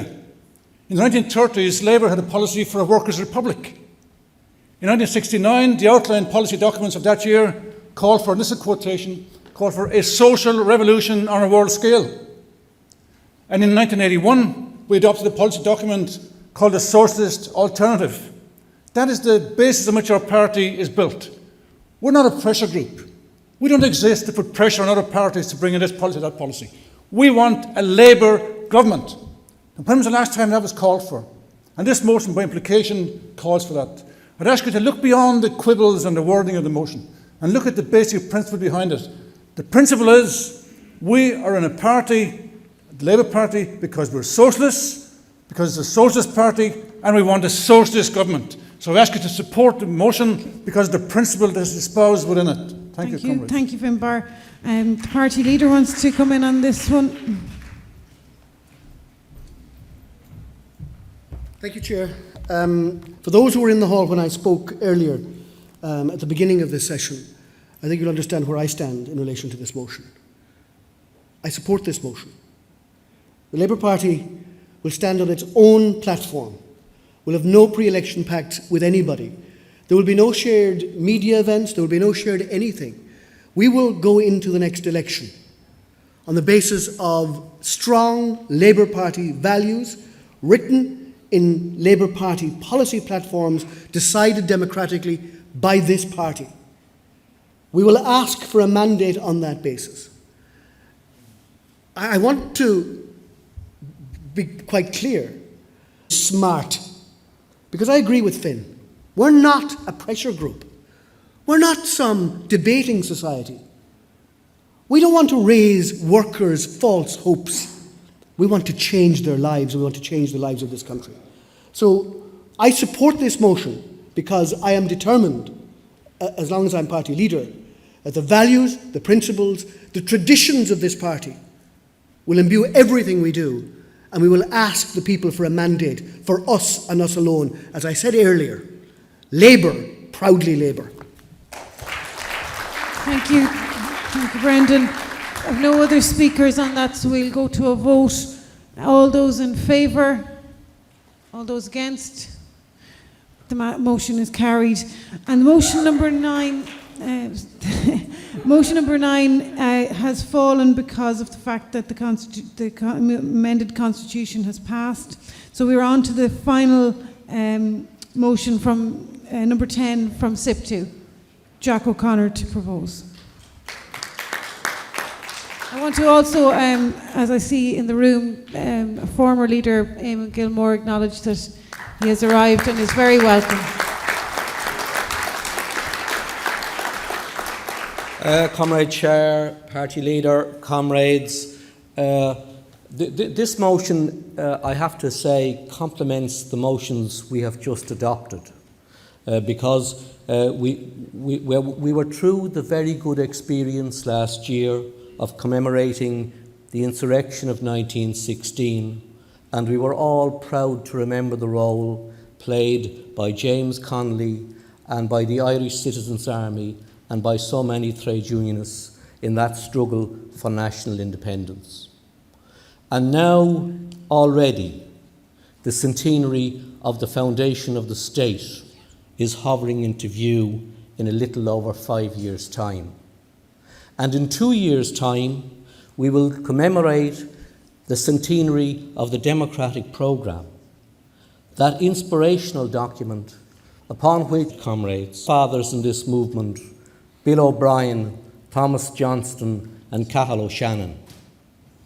And actually, if we think about it, comrades, we are now in a situation, as we are about to exit the structural deficit in the Republic of Ireland, we are actually in a situation in which we are in a position to make more progress towards the realisation of the aspirations that were enshrined in the democratic programme between now and the centenary of the foundation of the state in 2022 than we have made in any similar such period since the foundation of this state. Because when we emerge from the structural deficit, we will have about an average, if the projections for economic growth are realised, and if we can navigate a course through Brexit and Trump's protectionism, we will be in a position to generate about fiscal space of €3.7 billion without increasing taxation at all. And if the rich can be persuaded to contribute a little more, we will be in a position to aspire towards housing all our people well before 2022, rebuilding our public health and education services, and developing services to a degree that of any, and they build everything. Better off will be required to contribute a little more. And maybe we might even have to say more than that. And we will have to decide as well that since you can't build everything, we have to prioritise the areas of public expenditure which must be dealt with first. And along with that, comrades, we should be able to lay out a clear perspective on what it would be like to work in Ireland by 2022 and beyond. We should be able to set out a clear perspective on the measures that we would take to combat the race to the bottom in the workplace, which is intensifying by the hour in this state, to the degree that the concept of a decent change that have informed celebrate or a democratic socialist party. And it is all very well to go on about the values that have informed our movement's founding. But we have to be able, comrades, to translate all of that into a practical perspective on how Ireland could look when we celebrate the centenary of the foundation of this state, in which our forerunners in the labour movement played such a role. And we have to be able to connect with every single man and woman. And we have to be able to say, this is the future that we envisage. This is how we will build it. This is how we will fund it. And this, comrades, this is how it will work. Because that is where socialism connects with the reality of people's lives, people's struggles, people's expectations for their children. And we have to face the reality that we now have to build alliances with people who share our worldview and outlook. We have to reach out to all the people who, through disillusionment or otherwise, are no longer with us in this party. We have to reach out to the Social Democrats, and we have to reach out to Social Democrats, Social and Outlook, at bottom committed to a football club. We are in this party because we want to transform this society, because we know it can be done, and because we have the confidence that we can develop a practical programme of action to do it and to work with others to do it. I move the motion. Thank you, Carmen. Thank you, Jack. Thank you, Jack. I have no other speakers on it, and it'd be hard to follow that, in fairness. So I'll take a vote on that motion. All those in favour? And all those against? The motion is passed. Thank you all, delegates. Connolly Cafe is on at 11. You have a time for one quick drink, and then in. It's just behind us. And can I ask you in the morning to be here at 9:15? We need to start on time because of the television time. So please have a few bodies in the room. Thank you very much, and have a good evening. The Connolly Cafe is free drink. Free drink in the Connolly Cafe. Wine.